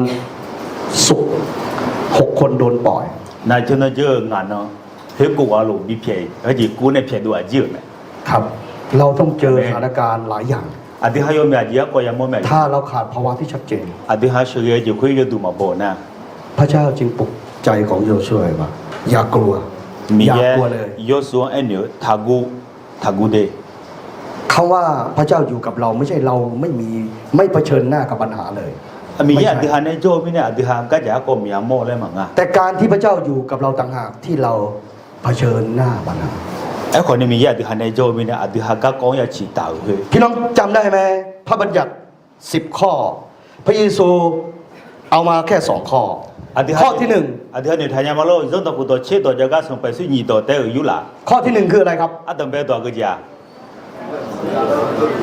รักพระเจ้าสุดจิต สุดใจ สุดกำลังสุดความคิด โนมีแย่เปียวมีแย่โนกานึกตัวตลุ มันคืออะไรครับ เฮ้ยก็จีเล่หมด มันคืออะไรครับ จีเล่หมด สุดจิต สุดใจ สุดกำลัง สุดความคิด นึก มันคืออะไร ดูกาตัวตลุไอ้เธอก็จีเล่หมด มันคือสุดความสามารถเราแล้ว เฮ้ยอดีตขันยาวจีตัวตลุเฮ้ย สุดความคิดของเราแล้ว อดีตเนื้อขั้นนี้ เราเจอทางตันแล้ว อดีตมาช่างใจนี่ พระองค์ไปยืนรอตรงนั้นแล้วครับ มีแย่คือตัวโจเนี่ยต่อย นั่นแหละตรงที่พระองค์รอ ตรงที่มันสุดของเรานั่นแหละ คุยแม่อดีตมาอีก ถ้าเมื่อไรยังไม่สุด อดีตมากันเลยคือ พระองค์จะไม่ปรากฏ มีแย่อดีตจะก็มาโมเลย ผมก็สุดแล้ว ผมยิงงานที่นี่ดื่มยัง อายการทุกที่ผมรู้หมด ยักษ์ขาจาช่วยอยู่ก็นางก็สิญญามา แต่อายการทหารผมไม่รู้ ไอ้คนนี้ดาฮาพอ แต่ผมรู้ว่ามันมีอายการทหารอยู่ ไอ้คนนี้งานสิญญามาล้อจะดาฮาพออยู่ที่นี่ เวลาเราจะดำเนินอะไรกับทหารเราต้องผ่านคนกลุ่มนี้ อดีตจะดาฮาเนี่ยที่จะน่าจะเลยนะก็ดื่มแบบอย่าเที่ยเลย พระเจ้ามาตรงนั้น มีแย่ อยู่ดีๆคนนี้โทรมาหาขอความช่วยเหลือดีเลย มันนี่ พระเจ้ามาแล้ว คือกาทุน มันสุดผมแล้ว มันสุดแล้วครับผม งั้มพักอะไรเมื่องั้มพายมีหยามีอะไรไง นี่แหละ สุดจิตสุดใจสุดกำลังสุดความ กา คิด ไอ้เกิดไหม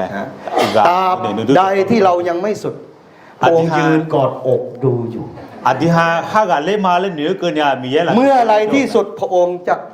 ลงไป อธิฮามาพักกาเล่มีอะไรไงมีเยอะอยู่ไหมนะเดี๋ยว อย่างนั้นเราต้องพัฒนาภาวะผู้นำเราไปแบบสุดๆเลยครับ คนไม่น่าถึงมาเบกับบิมอเพื่ออธิฮาสุเยเสจอยู่ดีก็เธอลาซาวเนี่ยอธิฮาข้ากันยัง ผมอยากสรุปสิ่งที่พระเจ้าทรงกล่าวต่อท่านโยชัวหนึ่งพระเจ้าปลุกใจของท่านให้ตื่น เพื่อสื่อเพื่อสารต่องานที่ผู้นำคนก่อนยังทำไม่สำเร็จ เฮ้ยก็ตัวภาษาเล่สมองยาวเรายศวมีเนี่ยตรงเงี้ยโชว์คือมุสลิมเนี่ยมาลือจีคือลือเนี่ยก็ดูและที่ยศวมีเนี่ยตรงเงี้ยโชว์จริงๆอ่ะ อย่างที่สองพระองค์ทรงกำหนดขอบเขตงานที่จะต้องทำและให้ท่านมั่นใจได้ว่ามันจะต้องสำเร็จโดยพระองค์ เฮ้ยก็ตัวยศวมีเนี่ยตัวที่ต่อลูเล่นในจีอเนี่ยภาษาเล่นไงปีเล่นยาวเพื่อเงาบัตรเนี่ยปีเล่นยาวมาแล้วมีเยมุสที่ยศวเนี่ยจริงๆอ่ะ อย่างนั้นผู้นำที่มีภาวะต้องกำหนดขอบเขตให้ชัดเจน คนไม่น่าที่หาสุเย ว่างานที่เราจะทำเนี่ยมันอยู่ขอบเขตตรงไหน เฮ้ยไม่น่าที่หาสุเยช่วยแล้วน่าที่หายศดูยาบงอ่ะเพียยังอ่ะกึจีอ่ะย้วยแล้วหรอ เพราะว่าพระองค์บอกโยช่วยชัดเจนเลยเลบานอนจนถึงทางใต้ เฮ้ยยศวมีเย多去你เนี่ยไหมเอาหรอ อย่างที่สามพระองค์ทรงบอกถึงคุณสมบัติผู้นำไว้สองประการหลัก ยศวมีเยสุเยเดอเซจเฮ้ยจีอ่ะแล้ว ผู้นำต้องมีความเข้มแข็ง นับตีน่าเฮ้ยกาขาดูนี่ ผู้นำจะต้องมีความกล้าหาญ นึกมาขาดูนี่ ถ้าปราศจากสองอย่างนี้ เฮ้ยจีมาน่ะ เขาเรียกว่าขอไปนำแน่ขอนำแน่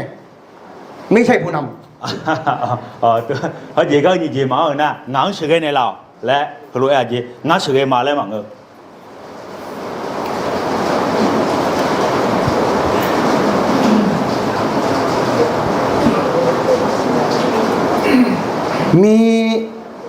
มีเพียงความเข้มแข็งและความกล้าหาญ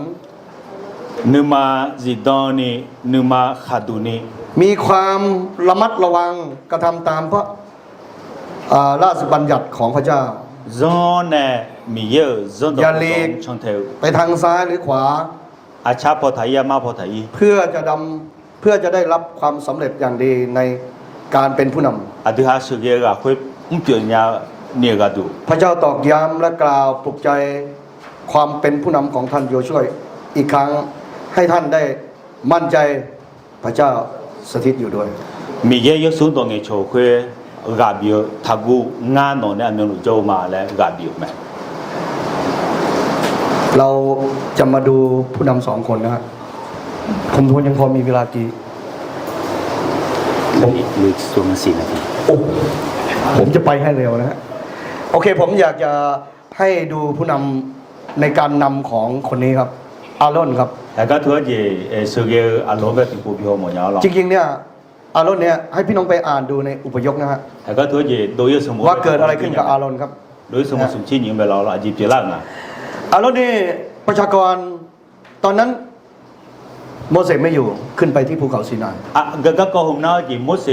มาจ้าเอาหรอมุสบาสินาก็จงเลยด่า โมเสสไปอยู่ที่นั้น40 วัน 40 คืนครับ มุสก็ตัวอีชินอีชิมีโจเลีย ประชาชนวุ่นวาย อันนั้นจะลังแต่เดือดสุสาระไหม เขาต้องการผู้น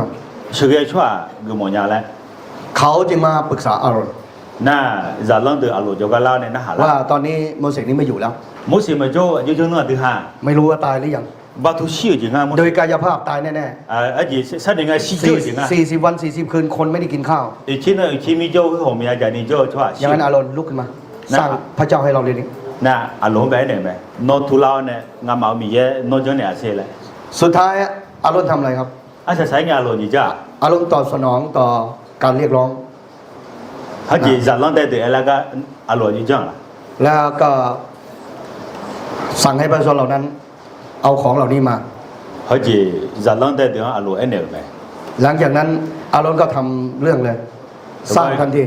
咁講你嗱同旁門口帶， แล้วก็ประกาศว่านี่แหละคือพระเจ้าของพวกท่าน 嗱咩嗱日朗對咩？後面都冇咪 มันเกิดอะไรขึ้นครับ 阿個字咧表啦個講， ในภาวะการนำของอารอนมันเกิดอะไรขึ้น 阿路上嘅阿個字表啦， ฮะเพราะว่าอารอนเนี่ยอยู่เคียงข้างโมเสสตลอดเวลา 阿路佢好似冇時呢度拍睇你做出下啲， อารอนเห็นถึงสิทธิอำนาจสูงสุดของพระเจ้าไหม 咪 ครับ 有呢包條條條路有出下， แต่ตอนนี้เมื่ออารอนขาดภาวะอารอนเป๋เลยฮะ 係因為阿路需要 กำลังให้สถานการณ์มาครอบงำชีวิตของเขาเลย 需要就佢咪自己呢， แล้วก็ไปเลย 家就家講呢有表 อันนี้ขาดมีภาวะหรือเปล่าครับ 係家需要嘅咧一樣咩？ ขาดภาวะผู้นำขาดภาวะในการนำ 需要嘅咧咪一樣咯。 แล้วอารอนยังไม่พอยังสร้างแท่งเพื่อเฉลิมฉลองและประกาศว่าพรุ่งนี้ฉลองใหญ่ 阿路阿實實咧嘅同旁門口帶呢，阿看你說啲下要不將佢咧誒咩呢？ ถามว่าอารอนเข้าใจไหมว่านั่นมันคือผิด 阿路先呀咩？佢推將條盤咧， เข้าใจแต่จะทำยังไงได้ 先呀咩阿路？ พี่น้องไปอ่านดูนะ 一個人就將東條， ในข้อน่าจะเป็น20 กว่านี่แหละ อารอนตอบกับโมเสสบอกว่า ท่านจะมาโทษเรายังไง 好似冇時有卡了呢，冇時有咩嘢，好似冇時有阿路當嘅做佢，攞硬阿字咧， ท่านก็รู้ว่าประชาชนเหล่านี้ 攞個你先呀咩咯？就攞到你嘛， เขาเป็นอย่างไร 阿要嘅你先呀咩咯？ โมเสสไม่ได้ถามว่าประชาชนเป็นอย่างไร 冇時阿路問一下，就攞到條要 แต่ต้อง 嘅。 การคำตอบว่าท่านทำอะไร 一個你阿路呢攞阿字將路你咧，一個同向嘅夾。 พระเจ้าไม่ได้สนใจว่าสมาชิกของท่านจะเอาพระเจ้าหรือไม่เอาพระเจ้า มีแย่อธิษฐานจะลังเดอมี而且มีแย่ซาโปมาซาโปคุย แต่ถ้าเกิดอะไรขึ้นกับสมาชิกของท่าน พระเจ้าจะมาหาท่าน แล้วคนนี้อธิษฐานคาลิจามแบบ เพราะความรับผิดชอบโดยตรงกับพระเจ้าคือท่าน มีแย่อธิษฐานจะก็ ไม่ใช่สมาชิกของท่าน 而且มีในไรนะเฮออธิษฐานกับอยู่อธิษฐานจะลังเดอเดี๋ยวไปฮอลล์ชอบอยู่มีใน แล้วอารอนตอบโมเสสบอกว่าประชาชนต่างหาก อาโลมูเสียงไอ้เนี่ย แล้วคำหนึ่งที่ผมรู้สึกไม่มันจี๊ดเลยนะ น่าก็ต้องติดต่อจะยาวเลยง้อจริงงานหนึ่ง เขาบอกว่าเขาไม่ได้ทำอะไร เพียงแต่เขาโยนสร้อยตุ้มหูเข้ากองไฟ มันก็ออกมาเป็นรูปงัวแล้ว แต่ก็เถื่อนอยู่เองอะไรนะนับว่าน่ะท่านซื้อแล้วตามไปเถื่อนจีมีจามไปจีนะเธอพอมาข้อเธอบอกโยดูแล้วไม่แล้วเองอาโล คือความเป็นจริงมันไม่ใช่ ไอ้คนมาที่ตัวหมังเงาหรอ ใช่ไหมครับ เงาแบบอย่างเงี้ย แต่ผู้นำประเภทนี้แหละ นั่นสื่อเกี่ยวกับเราคือลูกไอ้ตัวหรอ แล้วมันกล้าตอบอย่างนี้ด้วย อายุไอ้ขู่หาตัวเราหรอ บอกไม่ได้ทำอะไร งั้นที่จริงไม่ใช่เลยอายุไอ้ แค่ประชาชนเรียกร้อง เฮ้ยจะลองแต่เดี๋ยว เขาก็เอาสิ่งนี้มาให้ เฮ้ยอายุฮันไอ้เราเงาแต่แม่ เขาบอกข้าพเจ้าก็ไม่ได้ทำอะไร งั้นที่จริงไม่ใช่ดิ ก็โยนมันเข้าไปกองไฟนั่นแหละ ไม่ใช่จริงเอาแต่ อยู่ดีๆมันก็ออกมาเป็นรูปงัวเลย อายุอย่าตัวตัวไม่ทำ มันจริงหรือเปล่าครับ เธอมาดิ้งก็ไม่ละ โอ้ถ้าผู้นำอย่าพยายาม ถ้าผู้นำขาดภาวะ เฮ้ยก็คือสื่อเกี่ยวตัวหรอ เขาจะโยนความผิดไปใส่คนอื่น สื่อเกี่ยวเธออยู่ให้อยู่สัญญามาอยู่นะอาชอนไปเดเลย ๆ เมื่อกี้เขาบอกกับโมเสสบอกว่าเขาโทษประชาชน อ่ะต้องเป็นไงจะลองแต่เดินเดเลย ทีนี้เขาโทษไฟ นี่กว่ามีจานเดเลยนะ เพราะเขาโยนอันนี้เข้าไฟ งั้นมีจาน ไฟดันไปหลอมออกมาเป็นลูกงัว น่าเอาจีเธอมีจานในตัวจนตัวเราไม่เลยนะ ยังกล้าไปโทษไฟอีก มีจานอยู่ในเดเลยยัง ผมเหลือเชื่อจริงๆ งั้นมันในด้วยเนี่ย ฮะโอเคครับ ผมจะเข้าไปอีกโอเค อารอนขาดภาวะอะไรครับ ขาดการเตรียมตัวเองให้พร้อมในการนำ อารมณ์จีทิ้งอะไรนะโยฮาให้สื่อเกี่ยวจีนึกมาเพื่อมาเลยมึง ขาดการทำหน้าที่ของตนเองคือลุกขึ้นมาเป็นผู้น โยฮาก็คือยังมือพายหมอจีหมอมึงไงอยู่ ำขาดการพัฒนาตนเองให้มีภาวะของการน เขาจีโยฮาเด็กที่มาลาซางไงอยู่ ำไม่สามารถที่จะควบคุมสถานการณ์ที่กำลังเกิดขึ้นได้ ไอ้เนี่ยจีจะลองแต่ตัวสื่อสารก็เถอะอยู่ก็ก็ให้มาลาซางยัง ปล่อยตัวปล่อยใจไปตามสถานการณ์และยังทำตัวเป็นส่วนหนึ่ง ให้สถานการณ์นั้นย่ำแย่ลงไป เขาจีจะล้นแต่เดือดอยู่ไอ้น่ะคุณลูกเกืองอยู่แล้วคุณไม่ได้สั นี่ สา คื เรื่องเนี่ยก็กดดูแล การขาดภาวะความเป็นผู้นำ แห่ก็คือสื่อเยอะช่องหาสื่อเยอะดือมาเกือยาวช่องหาแล้วก็ ไม่ได้เตรียมตัว มายาเลยมาอยู่ อารมณ์ไม่ใช่คือไม่เรียนรู้อะไรเลย ไอ้อารมณ์ที่จีเลยมาโจจริงเอาหรอ ฉะนั้นผู้นำจะต้องเตรียมตัวครับ ไอ้ไม่ได้สื่อเยอะช่องนั้นอยู่ให้ยาเลยมา ถ้าไม่เตรียมตัว มาเลยหัวหน้า เวลาวันหนึ่ง ที่ คุณต้องไปยืนถึงจุดนี้ ที่นั่นที่ปวดอาดิมาทุสื่อเยอะที่ไปเยอะอยู่แล้วไง คุณจะเป๋เลยครับ อาดิฮามาเชีย เหมือนกับอารอนเป๋ อารมณ์เจ๊มาเชียอาดิฮามามุ่งยา แล้วเขาไม่ทำหน้าที่เป็นผู้นำด้วย ไอ้นั่นก็อยู่ที่สื่อเยอะก็ให้มามุ่งอ่ะอยู่ พี่น้องเชื่อไหมว่าก่อนโมเสสจะขึ้นไปเนี่ย ไอ้อย่างนี้จะมาล้อจี โมเสสกำชับกับเขาแล้ว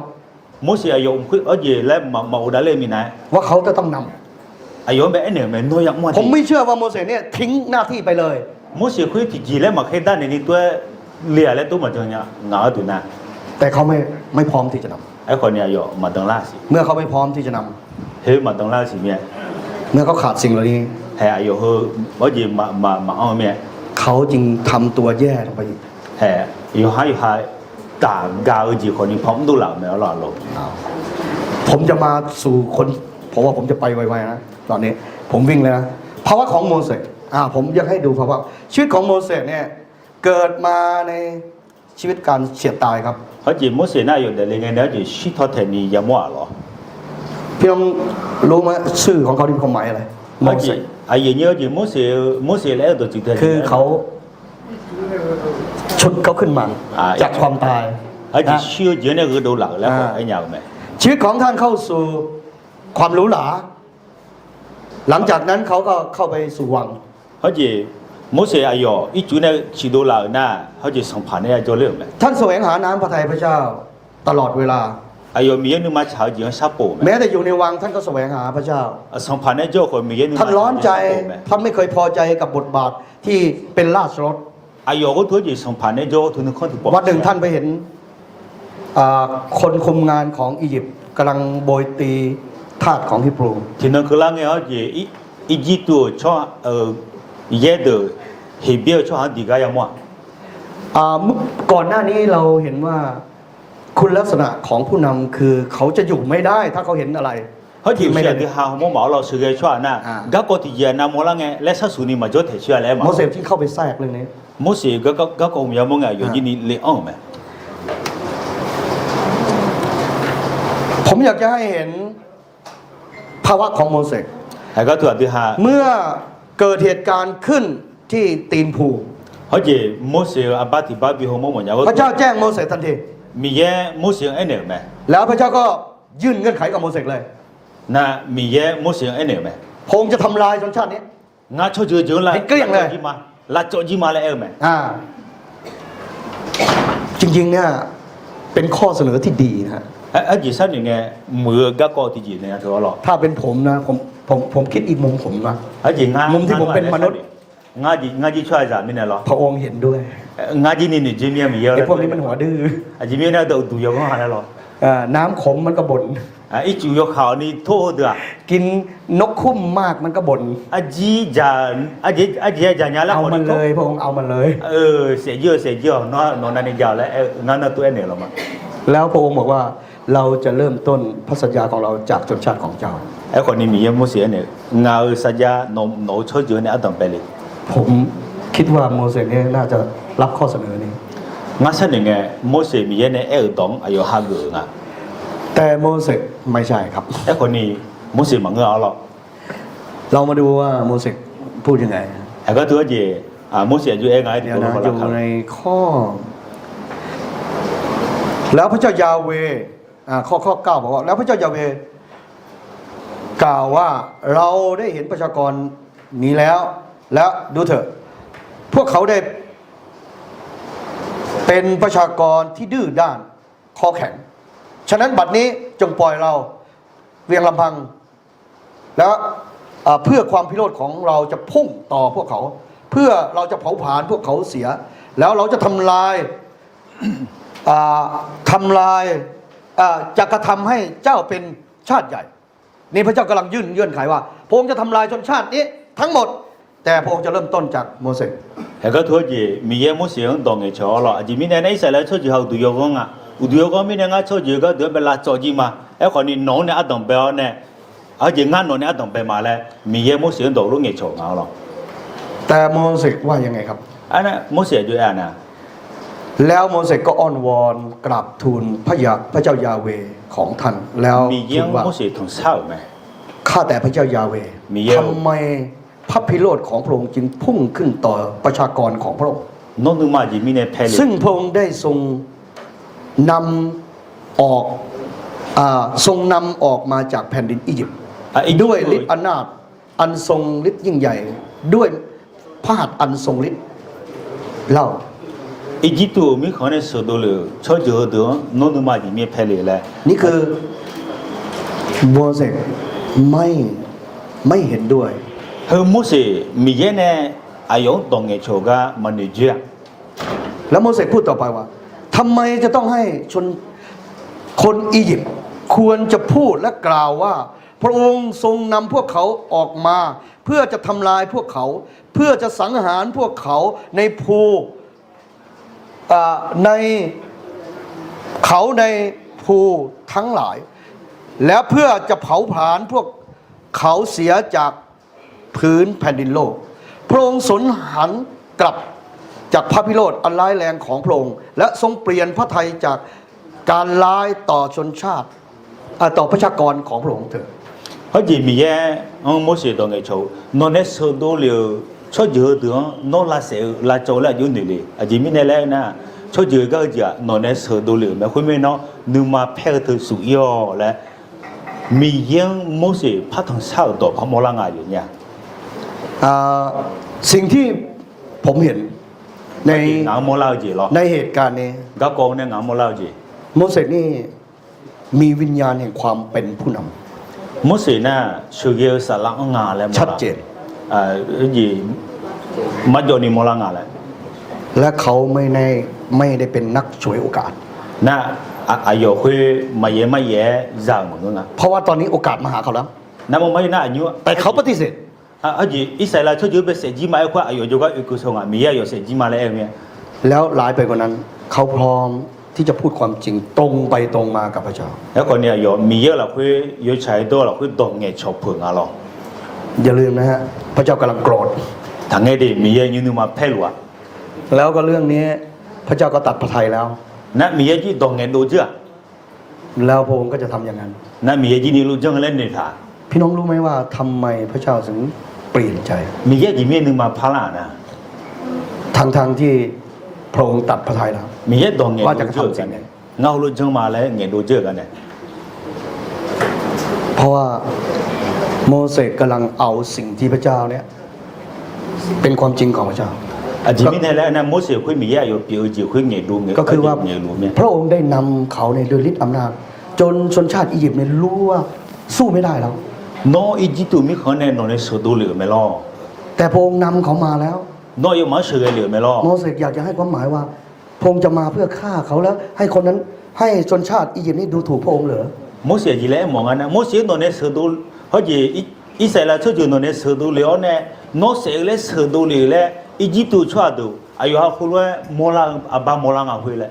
และศักดิ์ศรีของพระองค์จะไปไหนหมด นั่นมีเยอะ有些คนเสีย โม กัน เสสก็อยากจะพูดกับพระองค์อย่างนี้ มีเยอะเนี่ย冇時รู้ตรงไงชมโม พอพูดถึงศักดิ์ศรีในพระเจ้ารู้สึกสะดุ้งเลย น่ะของเสียงจากเกิดน่ะมีเยอะ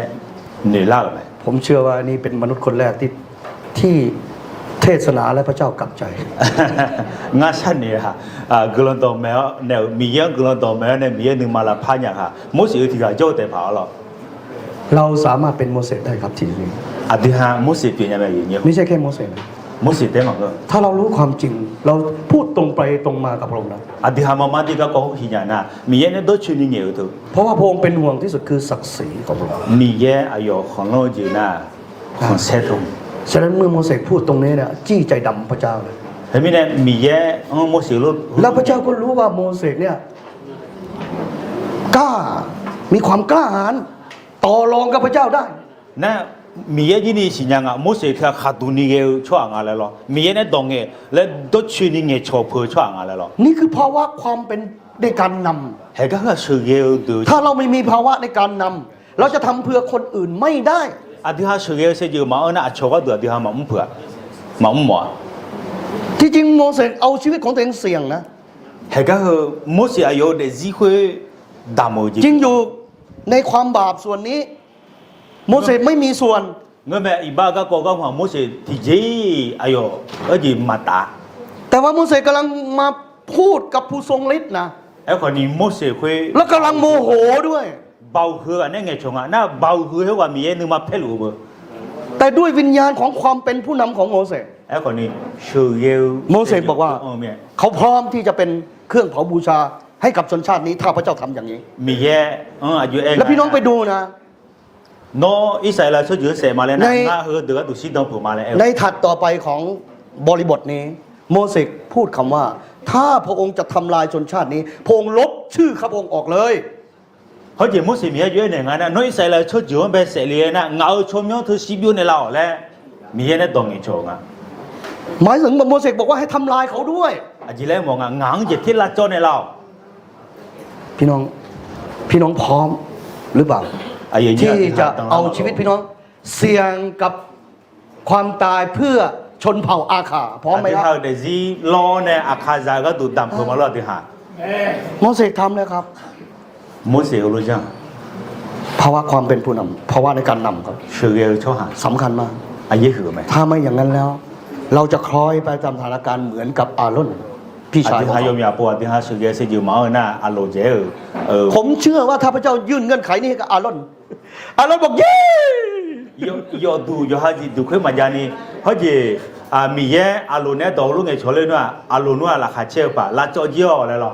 แต่โมเสสไม่ครับ ไอ้คนนี้โมเสสมั้งนะ ไม่สม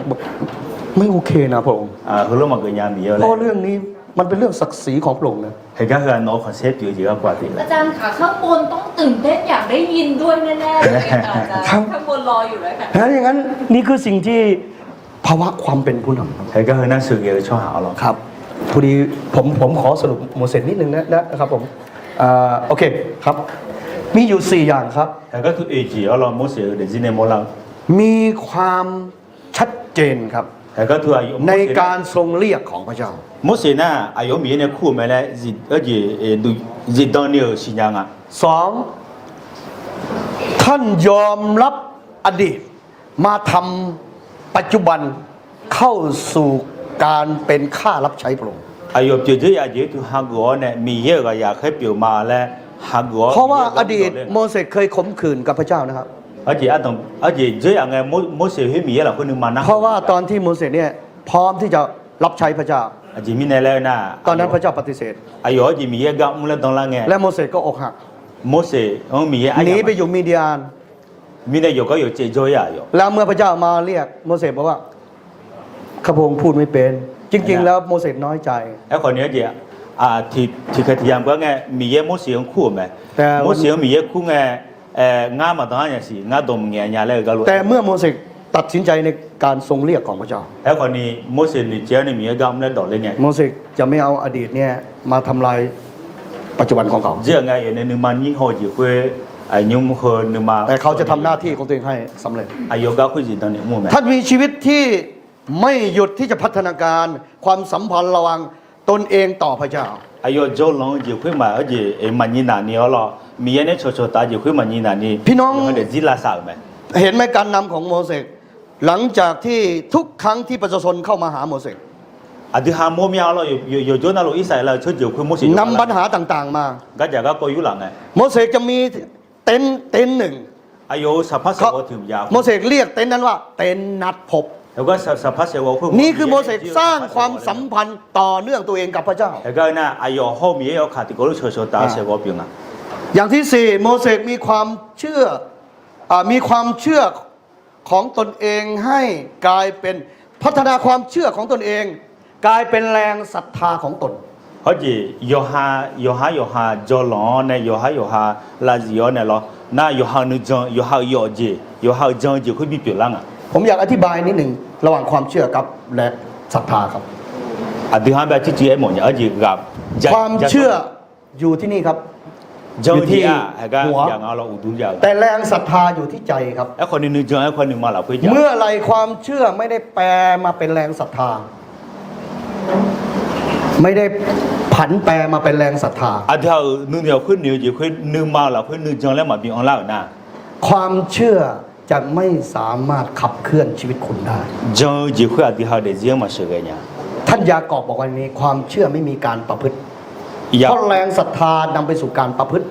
呀，过什么了会他将就嘛少那， ก็เป็นความเชื่อที่ตายแล้ว 将就会修买了爱买。 ฉะนั้น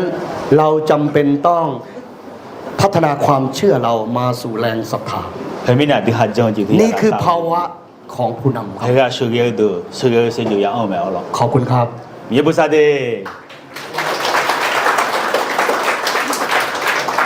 OK， กินเวลาไปกี่ ไม่เป็นไรครับอาจารย์ครับ